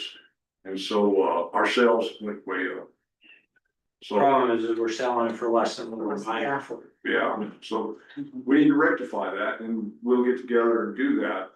But we also have to be competitive also to sell the fuel. Well, isn't there a line item for fuel cost? Yeah. Is it? That's what we're saying, so with this purchase is gonna put the line item over budget. but not the overall airport budget, as long as there's like 20-some thousand dollars in, capital outlay within the airport fund. And so, and I don't even know what was planned for that, so if we're not spending that or not spending as much, that's where we're gonna be able to make up the difference a little bit. Well, I guess that was my question, because if we're gonna go over the line item in May Yeah, and it actually happens quite often in all the funds that You're we gonna recoup it. over, well, but here's the thing about that is you're recouping it and you're making the cash, which is gonna increase your cash carryover for next year. But you can't raise your budget authority, so you're stuck with the budget that you have for the rest of the year. And I think what the deal is, and Mr. Graffman can kind of correct me here, but I think what happened is we typically buy the fuel and we set the price based off of what we're buying the fuel for, and then there's a calculator to kind of help offset some of our other costs. And we do it based on the fuel that was purchased, so that purchase or the cost of fuel that was, which was low, it appeared low because it inflated so quickly, but it was still making up for the cost that we originally bought that batch of fuel for. I think what we need to do moving forward is, especially in these inflammatory times of cost, is we need to kind of do the same thing. We need to make sure we set a price to make sure that we're covering the cost of that fuel, and that be our bare minimum. And then as prices increase, we need to increase that price and make up even more, so we can build our cash carryover a little bit more. That maybe help the next year's budget, but that's, I think, am I right? Am I on par with that? You can amend the budget. Right, so. Mr. Slavin, did you have a comment? I am a very professional pilot, not a professional accountant. But I admit I am very confused why we have a line item that says we can spend no more than X dollars on fuel a month. If Mark's business suddenly boomed, wait a minute, I can't spend more than $100,000 in material this month because that's my budget. That would make no business sense. So with some of that, that's private industry versus public industry. And so we have to, when their budget authority sets a budget, by law, we have to maintain, or like he just said, we can amend the budget. But even amending the budget kind of causes red flags on the state level. There's gotta be some way around it because airports do not operate that way. I think our biggest problem was nobody predicted prices would go up. It's not the problem of purchasing the fuel. It's the problem with the price of the fuel today. I mean, we just talked about it this week. And it had already jumped 60 or 58 cents. Yeah. Just in 3 days, it jumped 58 cents. It's 50% more than it was. So I mean, that's the part that is the hard part to predict. The only mistake that was made, and it's probably not even a mistake, was that nobody anticipated this price increase when that budget line was there. And if it can be paid for out of the capital outlay, what's the problem? I mean, because it's money that we're actually gonna recoup at some point. Yeah. But I guess, And I think the thing to make it last yes, is we gotta keep the fuel price competitive with what's around, not just set the price and then forget it, because what'll happen is as things inflate, if we're not inflating the price, we will be the lowest again and everybody will come here. And we won't have fuel again. And we won't have Right. fuel again, and then we're having to purchase more fuel. So that's the issue. The bigger issue is the opposite. When the price drops okay, and we're still paying for the expensive fuel, right, that's when it becomes most difficult. Yeah, but every business faces that, you know, when we were in the lumberyard, it was just every day. And it's a commodity, so it just, you have all over the place. And we're not suggesting, obviously, being $7 for a gallon, you know, but we definitely gotta mark it up to where we're at oh yeah, a fair medium. where we're at now is way below. especially with what we're getting ready to pay. We at least have to recoup our costs, I mean, and you should make a little to pay for your equipment, but you can't always do that. The either. formula that I used and Emily and Frank used, it built in the sales tax, it built in stuff for insurance and whatnot, so. Did we set a policy for this so that it doesn't get forgotten next time this happens? We need to. I think it could be adjusted at this next, Yeah, I think my big thing is what, I guess what I would suggest is that the airport manager review the area prices every week. And we need to kind of, again, we need to have a set bottom. You know, we're not gonna go below this, because if we go below that, then we're losing money on the batch that we bought. So we need to have a set minimum and then have maybe an average of the 50-mile radius, and that's what we're gonna do, or something like that, so. And that would be my suggestion. To have the capability of doing, you see the gas station doing one across the street, goes to 419, boom, I 30 guess minutes later. that's the question. How does the price get set now? Is it by an ordinance or is it, It's by the formula when we purchase the fuel. and then it's that one time and Until never the again? next time Okay, we buy fuel. but it's not a certain ordinance or anything else. It's just, this is what needs to That's get the way done. we've always done it. the biggest thing. Sally's not always We just can't sell this fuel Yeah. for less than what we have in. Yeah. And unfortunately, fuel might drop in the next 45 days, but we still have to sell that fuel at this cost Yeah. until you replenish, because See, but if you're watching that every week and you're inflating that with those inflations, when it does drop, hopefully you made enough in that yeah, inflammatory period that you can kind of help make up if you do got it. Yeah, There's that deficit. My suggestion would be we either do a resolution or an ordinance. Making it to where the airport manager can watch those fuels. Go to set something, bring it into the office, we sign off on it. And then that way it's a real time change versus, cause I learned about this my first week here. And because of the price, it was a delay. So now the price has gone up again, which if we already had something in place to where we can make that change in real time. We wanna be on this delay, we would have fuel. Yeah, because right now we're at 500 gallons and that's the minimum, so we have to shut the pumps off, so. and to me, it makes sense to buy the full 4,000, saving the money that we are now. Because trends right now just look like gas is gonna keep going up for a while. Unfortunately. So our request would be for the purchase tonight. To get that tanker moving.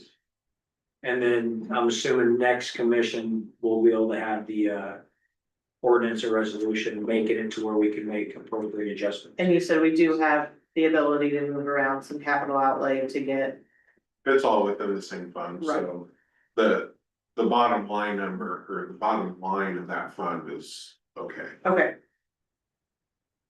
With that, I'll make the motion to approve the 4,000 gallon airport fuel purchase.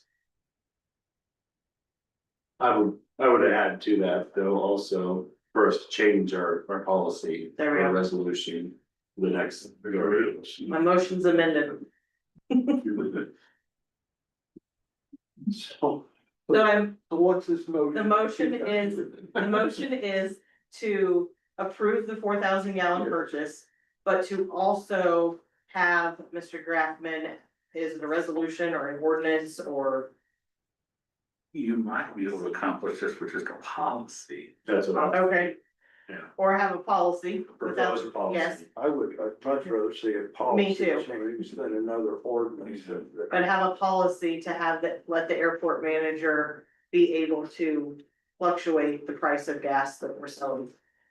I'll second that. Yeah. All right, we have a motion and a second. Do we have any other comments? All those in favor say aye. Aye. All those opposed, same sign. Motion passes 3-0. Alright. Now on to just some discussion items. I forget, we're gonna call that Miller Station at 54 and Main. So that was just kind of brought up to see what, commissioner thoughts would be on, what happened with that property. I know there's history and past conversations, so we're just kind of looking for do we keep it as an empty building with a plane? Do we try to find a different location for the plane and then put that property up for sale? And so that's kind of where we're at on, let's do something with it.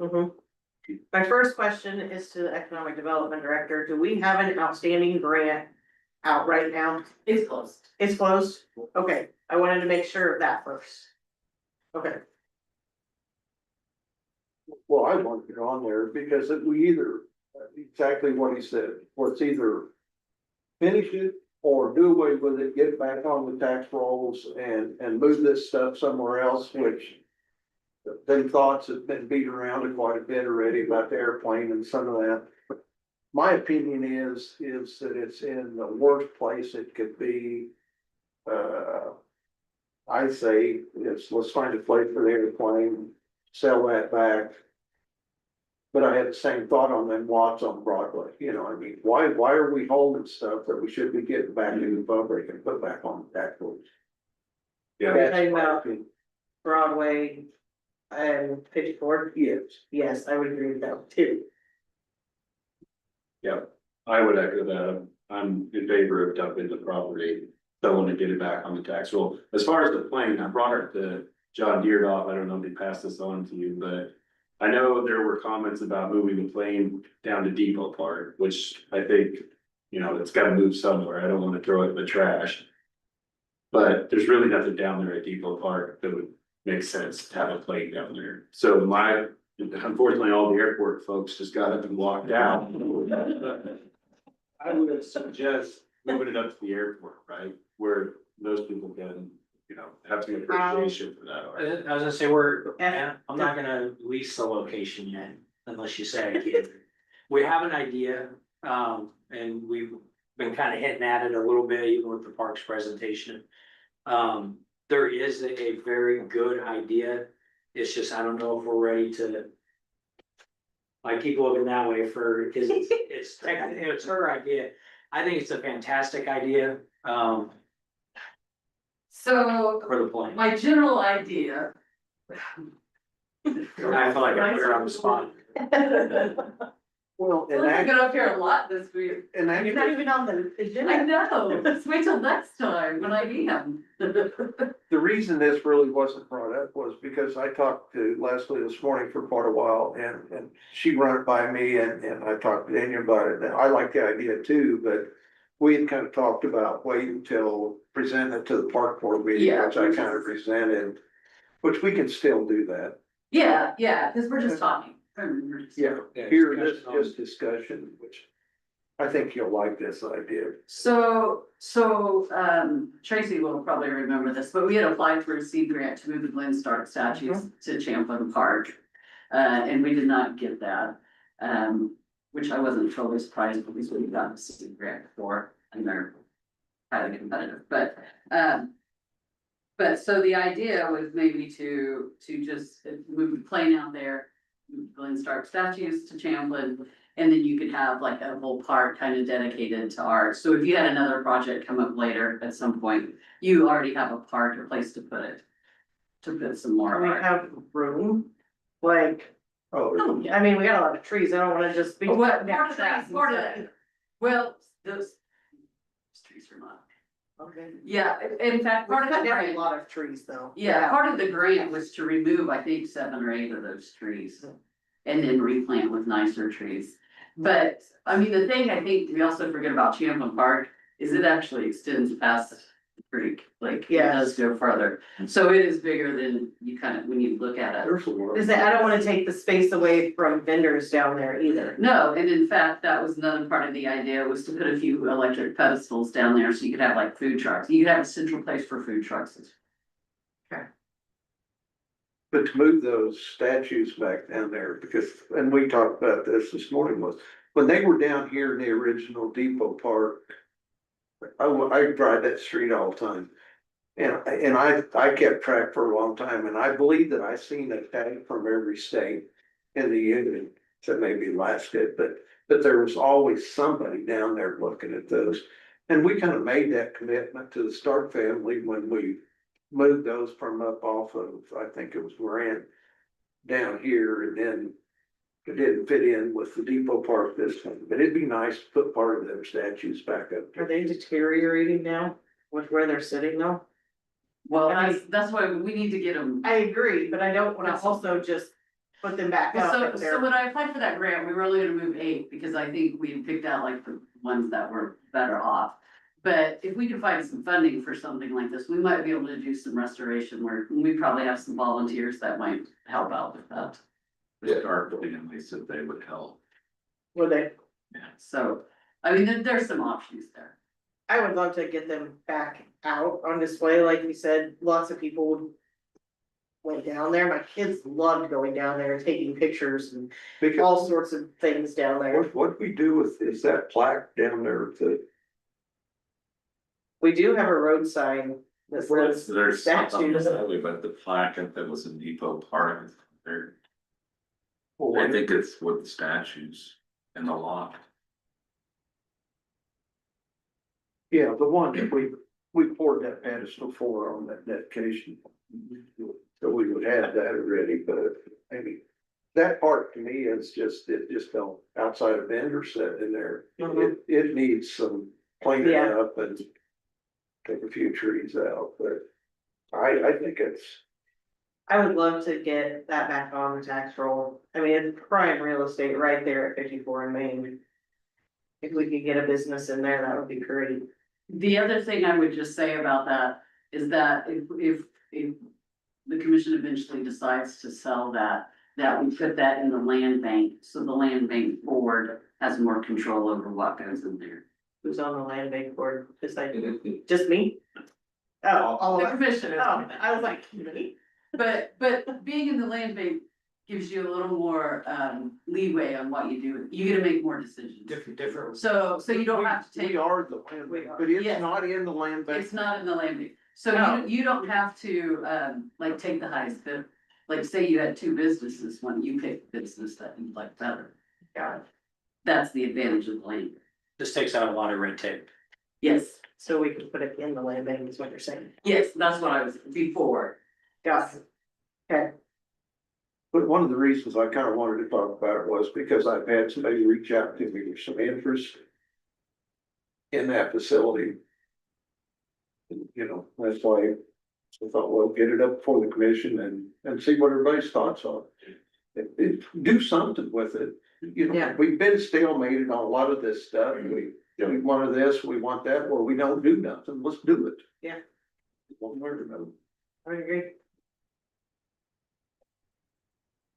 I would say some that next meeting, let's get it on the agenda and approve whatever plan that we. When do you meet with Wait, the wait, board? park board, two meetings. Yeah. The So, fir- Yeah, first meeting of June. First meeting Yes, of June. first meeting in June, we'll get it in on that, because I think it needs to be run by the park board Yeah. first, I mean, that's just courtesy.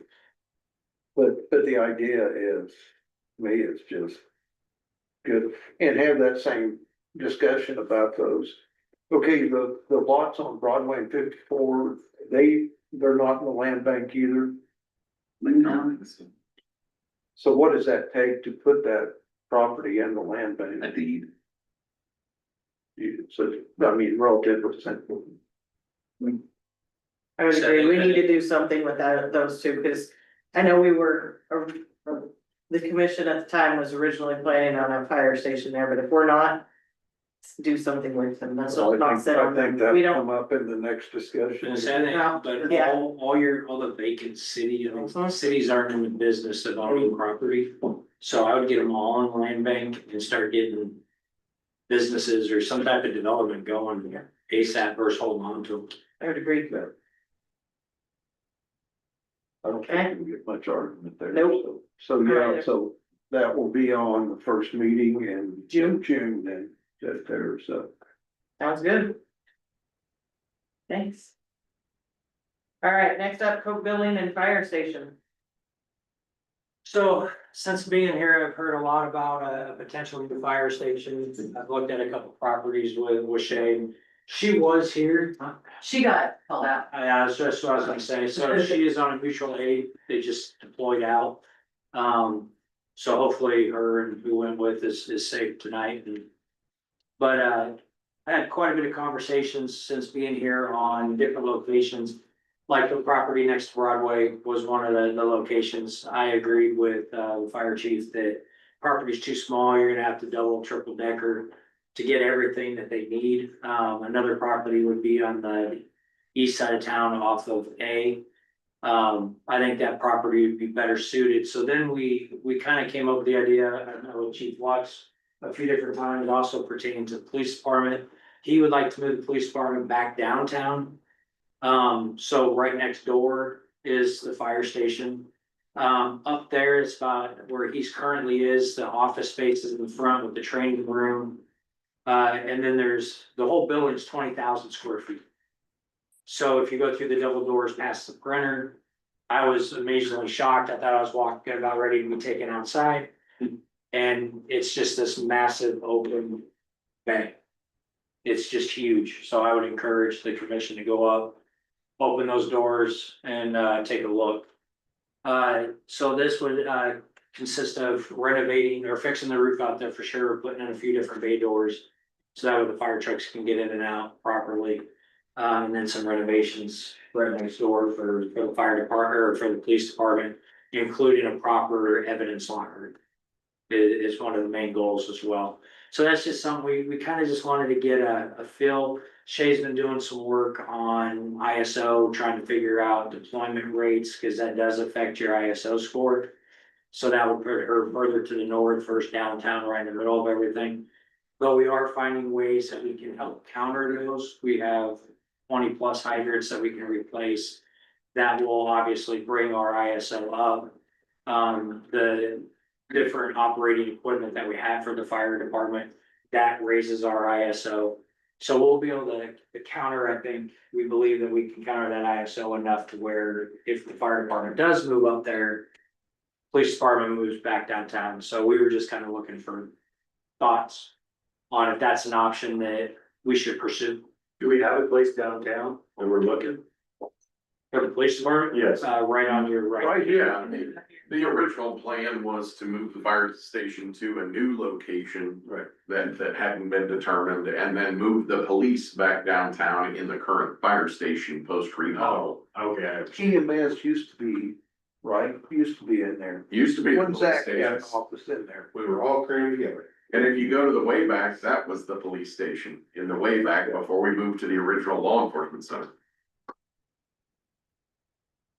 There's concerns about like access issues, getting fire trucks out, you know, with the traffic. Is there gonna be the same concerns with police cars? So it would be my intention to ask for monies to actually close in those front bays. We would need that entire building for offices, evidence, training areas. If you come up and look at our current police station, you'll kind of see how things are laid out. It'd be a similar layout downtown here. It'd be my intention to curb and go to the front to add additional downtown parking, which I think would be very popular. Yeah. And then the police are issued vehicles, take-home vehicles, so when the vehicles could just be parked in our parking lot that's already behind City Hall. Okay. I know when we did EMS, we had a fund strictly, at that time, it seemed like there was some 300,000 or something that we can, okay, is there some money that was allotted, which would have went to a fire station? So currently, the capital improvement fund has a balance of $1,016,350. And the city commission approved a plan for that fund. And EMS was the top one on that. That's now been taken care of, and I believe the next two items are the fire station and the police station. And that was part of it, was to move the police station here. I'd have to do some digging to find that fund, but And there would be some cost to it on the police side, because we would need building improvements. There's some structural things that I know the fire chief has been concerned about that we're looking at. And we need obvious security improvements. So that we could. But to get back downtown where you belong, I think is the fire and the fire. If the building itself will suffice, even if we have new door work and stuff, it's still gonna be so much cheaper than building a new structure because your driveways are established. You got a good road coming industrial. Is it the ideal location? I don't know. Where is the ideal location for, look at Sedgwick County, they got them stuck. You know, they just put them out, you have the district. To me, it's gonna be a whole lot cheaper to do this project than what it would be to, because whatever we spend here is gonna have to be done even if we build a new fire station. These improvements, if you move them down there, unless you build a structure big enough to house both of them. When that was rented up there from Great Polymers, it was really a good deal. That's why we stayed. Yep. It's because it was rented. Well, it's not rented anymore, so why not use that building? Are those improvements that were made on that building, 10 years ago, maybe, is that all paid? They were done while Frank was still here. They, some city paid about, I'd say $80,000 or $90,000 for electrical improvements. And then they redid the roof, lots of roof repair before, Jeff Bezos. It'll need to be done again. That's what I Got money back on that. Where Jeff Bezos did it, for Jeff Bezos to sign the Yeah, contract. and we were paying on that then. So that's pretty well all taken care Oh, of. it's done. It's done. I do appreciate the out of the box thinking and trying to figure out a new way. What does this? Or not what does it do, but what kind of pushback do you think you will receive from residents to put the fire station up in a residential area? Rather than where it's at now? It's not residential. This is not from a. Well, Zoning, it's not. zoning, the other side is, I'm just thinking the sirens late at night, you know, those kind of things. Currently, yeah, they currently have that for us. So, Do they? yes, Okay. I mean, we try and be thoughtful Yes. about it, but ultimately, if it's an emergency, they're putting lights and siren on coming from that station too. Yeah. And I think north of there, isn't that the city's 54 acres for the Yes. future industrial park? So I mean, it's already. You know, and if you. I just wanted to make sure we It's been consider that. industrial for. And just so there's no surprises, as part of my funding requests, my plan is to also ask for a courtroom to be part of the police station.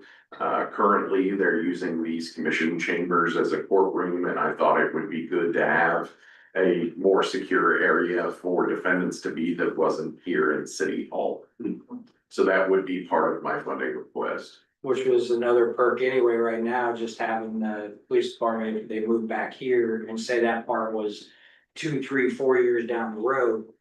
At least law enforcement would be right next door versus, which, you know, they're really good at being here, but. Which you could reach out for a request for proposals or something on the original part. And then add amendments on there, like if you wanted a courtroom area or something, because I know there's the back doors, garage doors back here, unless. Some of this area back here that needs some work done on too, the concrete. Yeah, it's that mostly that side, extra, bay. That was like a wash bay addition on the north side of that building, this building. But, that's really what would need the most focus, structural focus. Yeah. Has the roof, I know years past, we had some roof issues here. There's still. We still have roof issues. I have a current bid from AP Roofing. We're waiting on the second bid to get 2 options. To fix that, the 3 different options with AP Roofing. Most expensive was $5,400, and one of them did consist of re-wrapping that one wall and that splits the 2 buildings. But he did say on his inspection, it didn't appear to be separating that from the walls. Yeah, Well, I know at that time that we worked on it, did some brickwork or something up there, Rock did or something. He did, yes, some type of one. How much money, or how long has the police been up there by the airport? We're on year 3 now, I think. I don't know, time goes by so fast.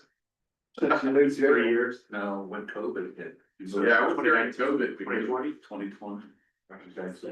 Oh, my. Was there a significant investment in preparing that site? Wow. Please? There was not. No, we didn't do any investment. We moved in, cleaned up, and that's where we've been. Okay. Because it was supposed to be temporary until the completion of the law enforcement center. Our intention was to move to the law enforcement center, but that didn't work out, so. Okay. I just and strongly encourage, take a trip, go look. It's right for a fire hall. I mean, when you told me that there was the phase there, I mean, I've been up there, but I've never walked out those double doors. Give me a apparently. call, I'll take you back there. You'll be as impressed as he was. Yeah, what, he opened It's that door, huge, it's huge. and I was amazed. Yeah. Will it support our existing equipment? All of our Yes. existing equipment? I imagine, and I don't wanna speak for the fire chief, but I would imagine as part of her request, she would probably be requesting additional bay doors. So they, right now, there's one bay door in the back that would be, for unloading trucks. That wouldn't be appropriate for driving out, obviously, cause there's a big drop off. The other bay door is perfectly sized for their current equipment. In fact, they've pulled apparatuses in and out of that building for storing them. But I'm sure she would want another bay door so that she could get more than one apparatus out The of it. building is tall enough to do that, and on steel structured buildings, they're easy to put doors. Do you think that concrete's thick enough to support the weight of the vehicles? Yeah, it was designed to support the weight of fully loaded semis for loading and unloading. Inside? No, but outside, where they, yeah. I'm talking about, I mean, she's gonna move the vehicles inside. Oh, easy. We currently have 2 fire trucks sitting in there now. Now, it's not the 50-foot ladder truck, Uh, but the older fire trucks are currently in there now, oh, waiting for. and they look very small. Yeah. They look very small. In that building, they. Oh, okay, yeah. That building, when that floor was run, it was plenty thick. I believe, I worked in that building in 74 or 5. It was a Vessel's printing. And they had printing presses in there that was from here to the street mall. They were huge. Rolls of paper you wouldn't believe, but yeah. Last fall, Shay and I went up and we measured between the steel beams, so the steel beams were wide enough to where you could put sliding doors that would still be, well, big enough to get all the trucks through. And additionally, the office space currently, we would be able to accommodate the fire chief having an office there during the transition period. I like the idea. I think it's worth exploring for sure. Well, lockers and all that, everything you guys have done up there was pretty well there, right? Yes, yeah, we made some additions, we bought some used cubicles and done things like that. But it was on a very low budget because our intention wasn't to maintain that facility. And apparently after 6 years, I'm still there. I'm like, it's been a couple years, just the other day. Yeah, it does. Well, I think it'd be interesting to, if when fire chief is here and then kind of get the number of doors and stuff.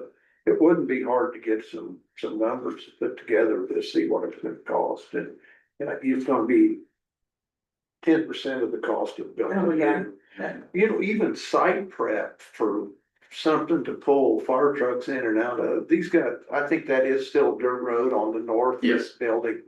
But that thing's had semis in and out of it for years. I mean, at some point, they wanna pave that or something, but, and is there still a dock on the north end? Well, that could all be filled in and make a Yes. door out of Yeah. it. So, And there's currently a roll door there, but it's for the yeah, semi unloading. yeah. So, And there's plenty of parking for firemen. They'll like that. They might not like to drive all the way out there, but they'll like the parking. When they get there. So we'll put some more numbers together, we'll put some more and put it in an actual presentation type, so that way it can go in the packets. And then we gotta keep working on that ISO. Otherwise, if we can't lower our ISO enough, it's pointless to have the conversation. Is that building big enough to house the fire department and the EMS? Oh, I would say absolutely, if it came to that, yeah. Go up and look at it, yeah, I mean, this thing is, It's huge. you'll walk in and But say, why wow. would you wanna move EMS from this location we have here? Cause if we can consolidate and put them back into one building, then we can put another building on the tax bill, we sell that. Put that back in the land bank, it used to be X building. Yes, but that whole deal was done at, I mean, it was very reasonable. And those conditions in that, where you keep ambulances I don't know if the state regulates temperature, They do.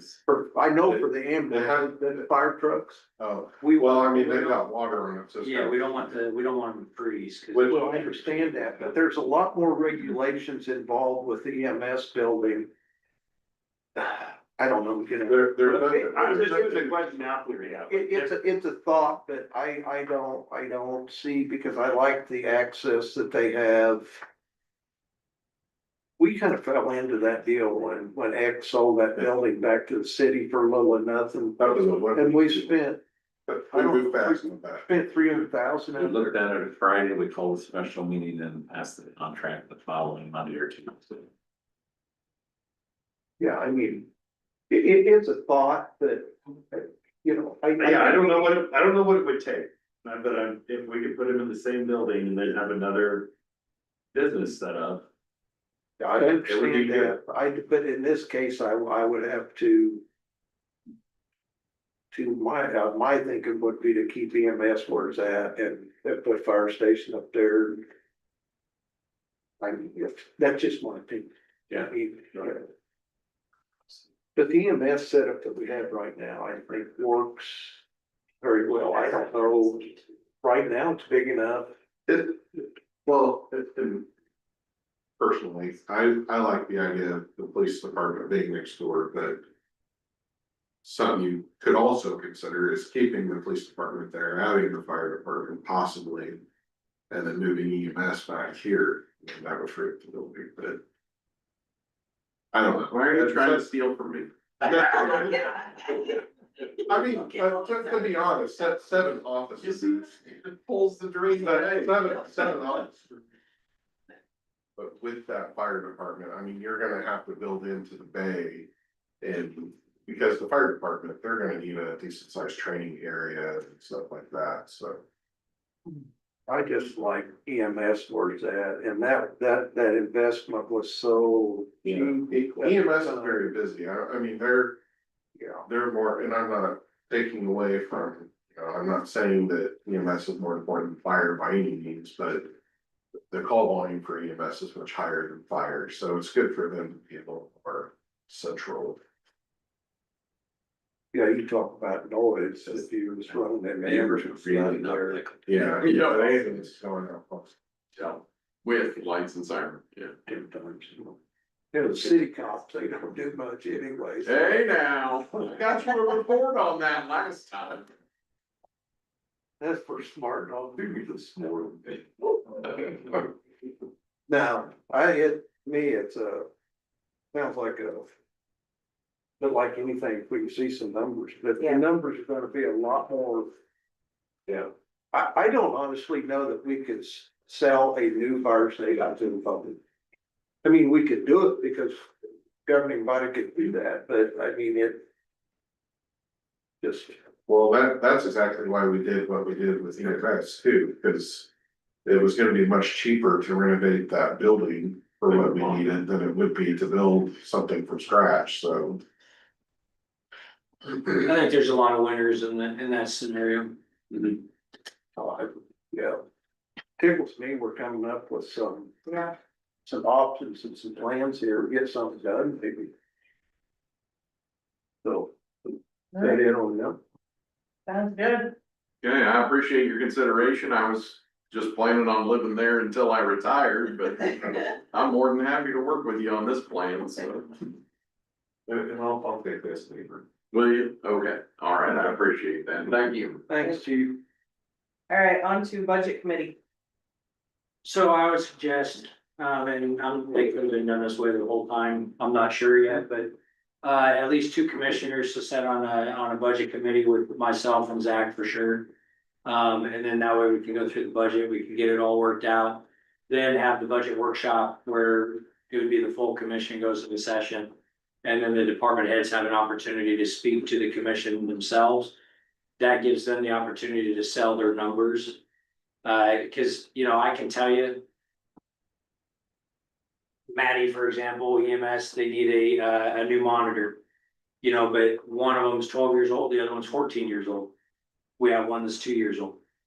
If we're gonna replace the 14, we might as well replace the 12.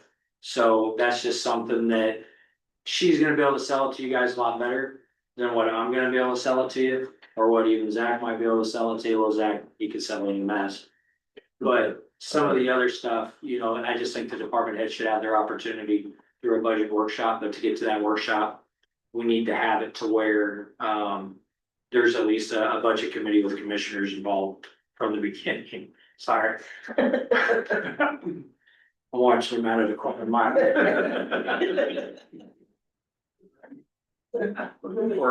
So, I know that this is a, discussion only, non-action item, but I don't think action needs to be taken. I just think that whatever two commissioners wanna pop in and say, I'm the one, or I'm the two, I say we move forward and start rolling on it. I will volunteer for that position. Me too.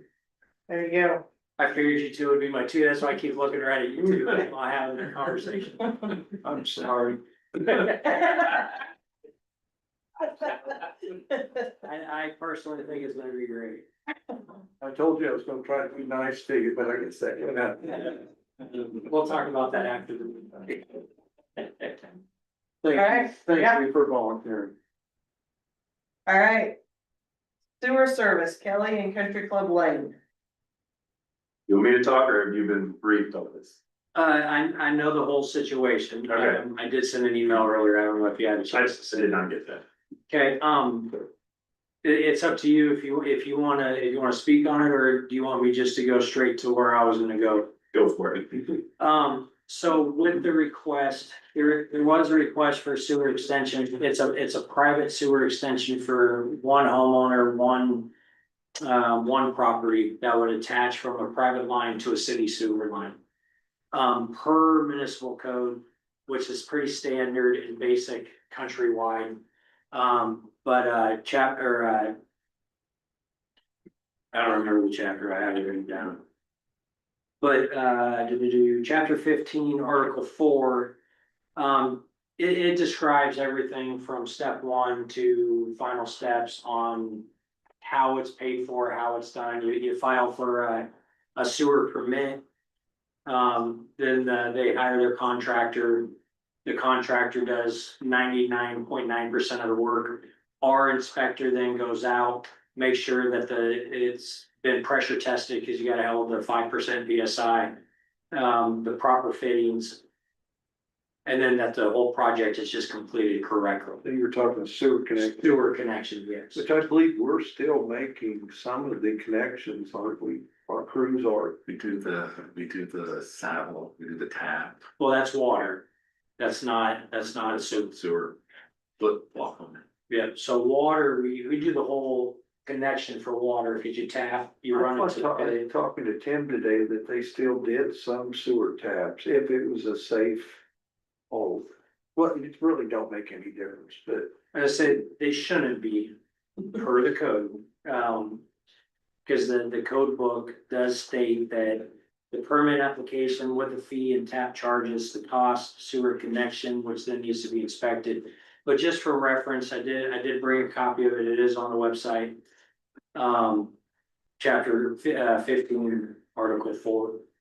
But now obviously the governing body has the power to do it, what needs to be done, but that's just where I sit. I've heard there were complications, I think Barry was telling me about pressurizing that sewer line because of the angle of drainage or the height to back to where they would tap in. It And would- how that would violate the current ordinance. Gravity fed is different than a pressurized line. I know that so if it's a pressured sewer, you gotta have it hold 5 PSI. Gravity fed is a different rule, so this would come in, it would have the right degree of an angle, and it would actually come in higher within the sewer manhole itself. And then drop in to go the rest of the way gravity. Gotcha. Yeah, so it does vary per project on if it's going to need a lift station or if it's going to need to be pressured through the lift station or if it's gonna be able to maintain the gravity flow. I believe this design is actually proposed for a gravity flow line. Okay. That just a 1/4 inch per foot drop. It's very new. Yeah. Now, we're talking about one resident up there in a situation where he has gone through multiple septic tanks. And he's running out of real estate to put another septic tank in. Other neighbors in that neighborhood are gonna have the same situation. So are we preparing that site for future hookups? Or would we evaluate that as a possibility? With this particular project, if it is held to the code, which would be the homeowner would put it in, there'd be no additional opportunities for taps, because that would be them tapping onto their private line. Unless they made that arrangement with the current people. But if the city does, and we do have the bid, or a quote, I should say, it's a pre-quote. For around $76,000, that would allow for 3 taps. That distance. My major suggestion is if you're gonna do a sewer project or a capital outlay for to that area. If you start it with 1, which would add to 3 technically, then you could extend it northbound to Kansas. Then that would allow in the future, as those septics start to go bad, which could take 20, 30, 40, 50 more years. So you gotta think of that side of it too. But that would allow then eventually for them to tap onto that or future development on the other side. Where there's less houses, they would automatically have a sewer to tap onto versus putting in a septic. What does that do to our sewer system? And maybe, Mr. Drackman, you might have. It maybe some more knowledge on this, because if I remember right, the sewers up there, wouldn't that come down Kansas, basically? That's not a great thing, like, I don't know if it overflows, I don't know. So I think it's. I heard from a sewer standpoint, the sewer's fine, the water pressure in that area is the issue. Not the sewer, it's all gravity, it's uphill, you want gravity to run downhill, so you're not gonna run into that problem. The water pressure is where everybody else is in town, we're running about 60-70 PSI. You get up there, you're running about 30 PSI. So that's where that improvement's gonna need to come from, is water. Is this residence on a septic system now? They're wanting up Yes. to the- Yes. It's just code's always been written that it's at the homeowner's expense, not the city's expense. So wouldn't it still be the homeowner's expense to? It's kind of like gutters and it's a street, the specials that we were talking about earlier, I feel like that would still be on the homeowner if they want to do this. They had bought the house knowing that it was like this. I don't think it should be the city taxpayers to pay for a benefit for one person. Well, according to this, it's not. Yeah. It's just if you plan on doing a capital outlay, that would be your difference. On if you want to budget in the future or plan on that project for future development, current development, to run it from West Kelly up to Kansas. You would have the opportunity to do so, which then would forego this because it's a capital outlay project. It's capital improvement. If it's based off, I purchased the home, I knew it was a septic tank. I know I'm gonna have to now attach to the sewer, then that's definitely where the code sits in. And it would be at my expense if that was my problem. Do you know what the cost is for that homeowner to hook in? The only numbers I have is what, Wilson and Company gave us, which is $76,578. Well, that's not what it's gonna cost this homeowner to hook to our line, is it? It's based off of what's on the descriptions, it's gonna be close. The only difference is some of this, like mobilization. It's a good, they have gravity, looks like about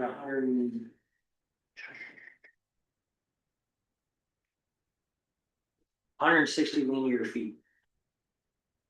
Cause based off of this, There ain't no way that should cost 78,000. well, and that's what I'm saying, it's gonna change because they already have they have a plumber. So you take the mobilization out. And then there's other things within this that wouldn't be for them. So the price would change. I can't tell you exactly what that price is. If we were to do it, it'd be 77,000. Under 10,000.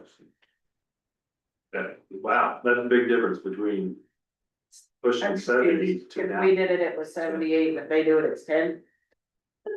Well, it's, I think you're looking at two different. Like I said, you got mobilization and everything. Right, so that 15 automatic. That's inflated terribly. Okay. The homeowner should be able to get an estimate. Yeah. And then what they pay the city is for the tap, right? The permit and the tap, The permitted tap. the inspection, excuse me, the inspection of the tap. From what I understand, that homeowner is willing to pay to get this done. I mean, they're out of options. So I'm just thinking if we're in the middle of it, can we make it more accessible to other homeowners that are also going to do it? But if you're talking about spending close to $80,000. Well, that's not even what he's talking about. That capital outlay project would cost a lot more. It would cost a lot more to run it all the way up Country Club Lane. Yeah. And at that time, if that improvement is ever made, that's when you wanna notify homeowners, because then if you wanna make a tap, when that new line's going in, it's time to make the tap. Yeah, and now it's the top. Yeah. And if you have to do something like that, the Sugar Street improvements that we did for water and sewer, there were special assessments on those for many years. And we retired those special, I think in 20 or 21. But they had specials on their lots to pay for the water and sewer that runs behind that west side of Sugar. Okay. But it's no different than if you say that street on the north side of you, if you wanted to petition the homeowners to pave that or curb and gutter. Well, the city would come in and do it, pay for it, but then that would be assessed back, and that's basically what he's saying on that. But this deal is, the homeowner just needs to get an estimate from whoever their plumber is, and then add the cost of the permit and the tap fee, right? Yeah. Which, I mean, I believe they are working with a contractor and a plumber now. Right. I don't know what was hung up, but I don't know either. I got here and John kind of briefed me on this, and I kind of sat back and scratched my head on why the city is even involved. Except for the permit and the verification completion. I talked to Daniel a little bit this morning, and we talked just a hair about this, and I couldn't really see why that it was much of an issue. It Well, not to get into the weeds of it, but I believe some of the issue is there's another homeowner property that is in the way of it. And there's some fees within that property. So that's some of the issue too. So a neighborly conversation needs to have. Which again is not the city's. Yeah. So I haven't been in on any conversations, but I don't know if it's is there a way to tap in and avoid that property? I don't know. Like I said, I haven't been in on those conversations, but I know that is a root problem of this issue is there's another property involved. That was the problem last summer when we first started talking. And there's new development there on the south side of Kelly, so you can't even take it out into the street now. You run it down because now you got two new sewer lines come down. From that house that's currently being built on West Kelly, and then that property just to the east of that, they've already started the process, or they tapped in the water. In preparation for that next house to be built, so that's gonna be now difficult based on where it sits. Even, now you can't cross those lines. So now it's. a different situation.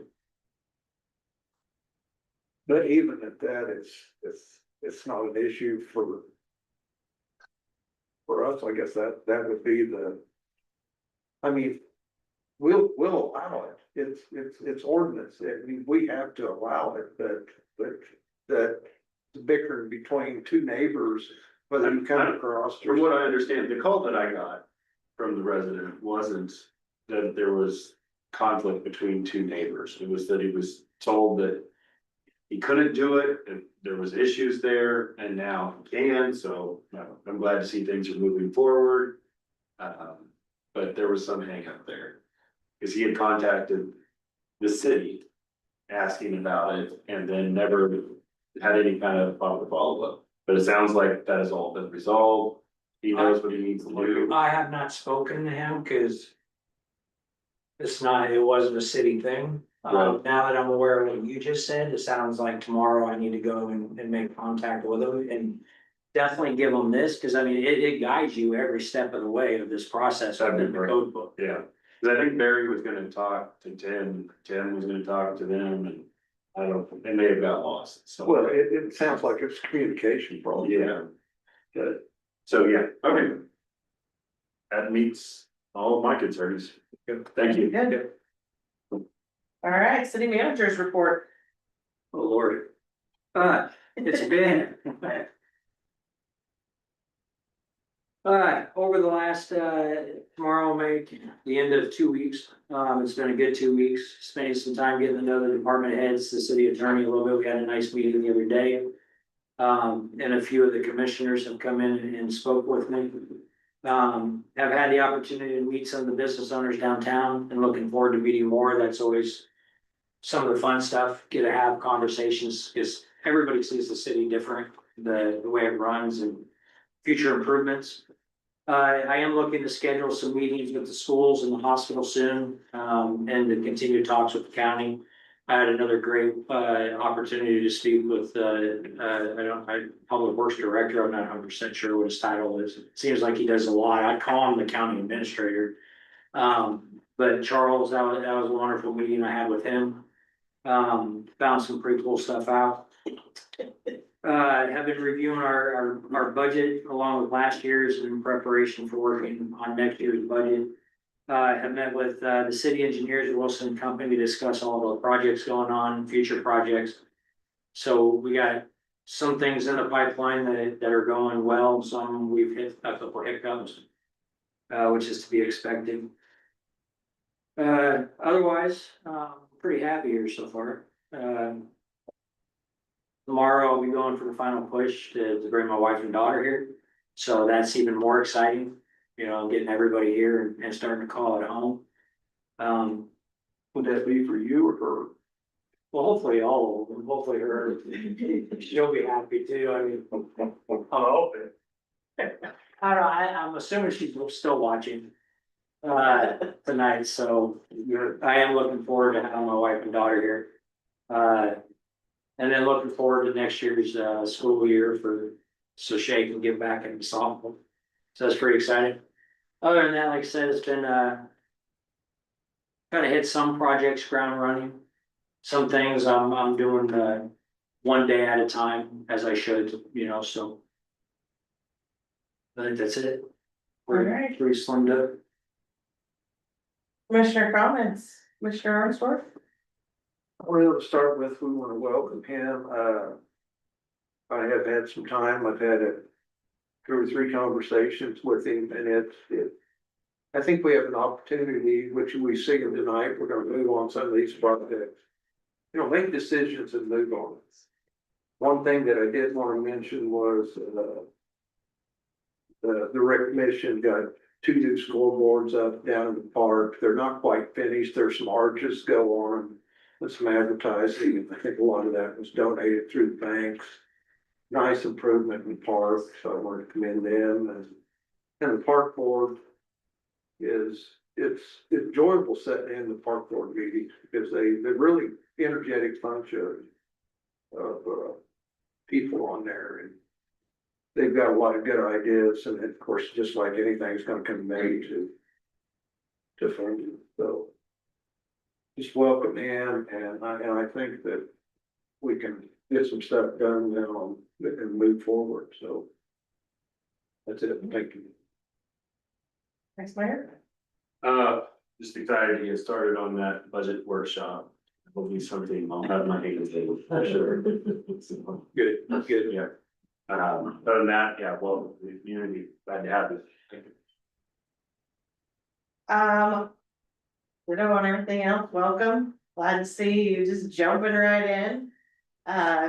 Definitely like the out of the box thinking, like I said earlier, with the police and the fire, and I do have a couple of things in mind that I wanna talk to you about too. Other than that, I think everything's running pretty good, I haven't heard any, nobody's called me, so. It's only been 2 weeks, give it time. All right, Done. Motion to adjourn. here we go. Okay. We have a motion and a second to adjourn. All those in favor say aye. Aye. All those opposed, same sign. Yeah.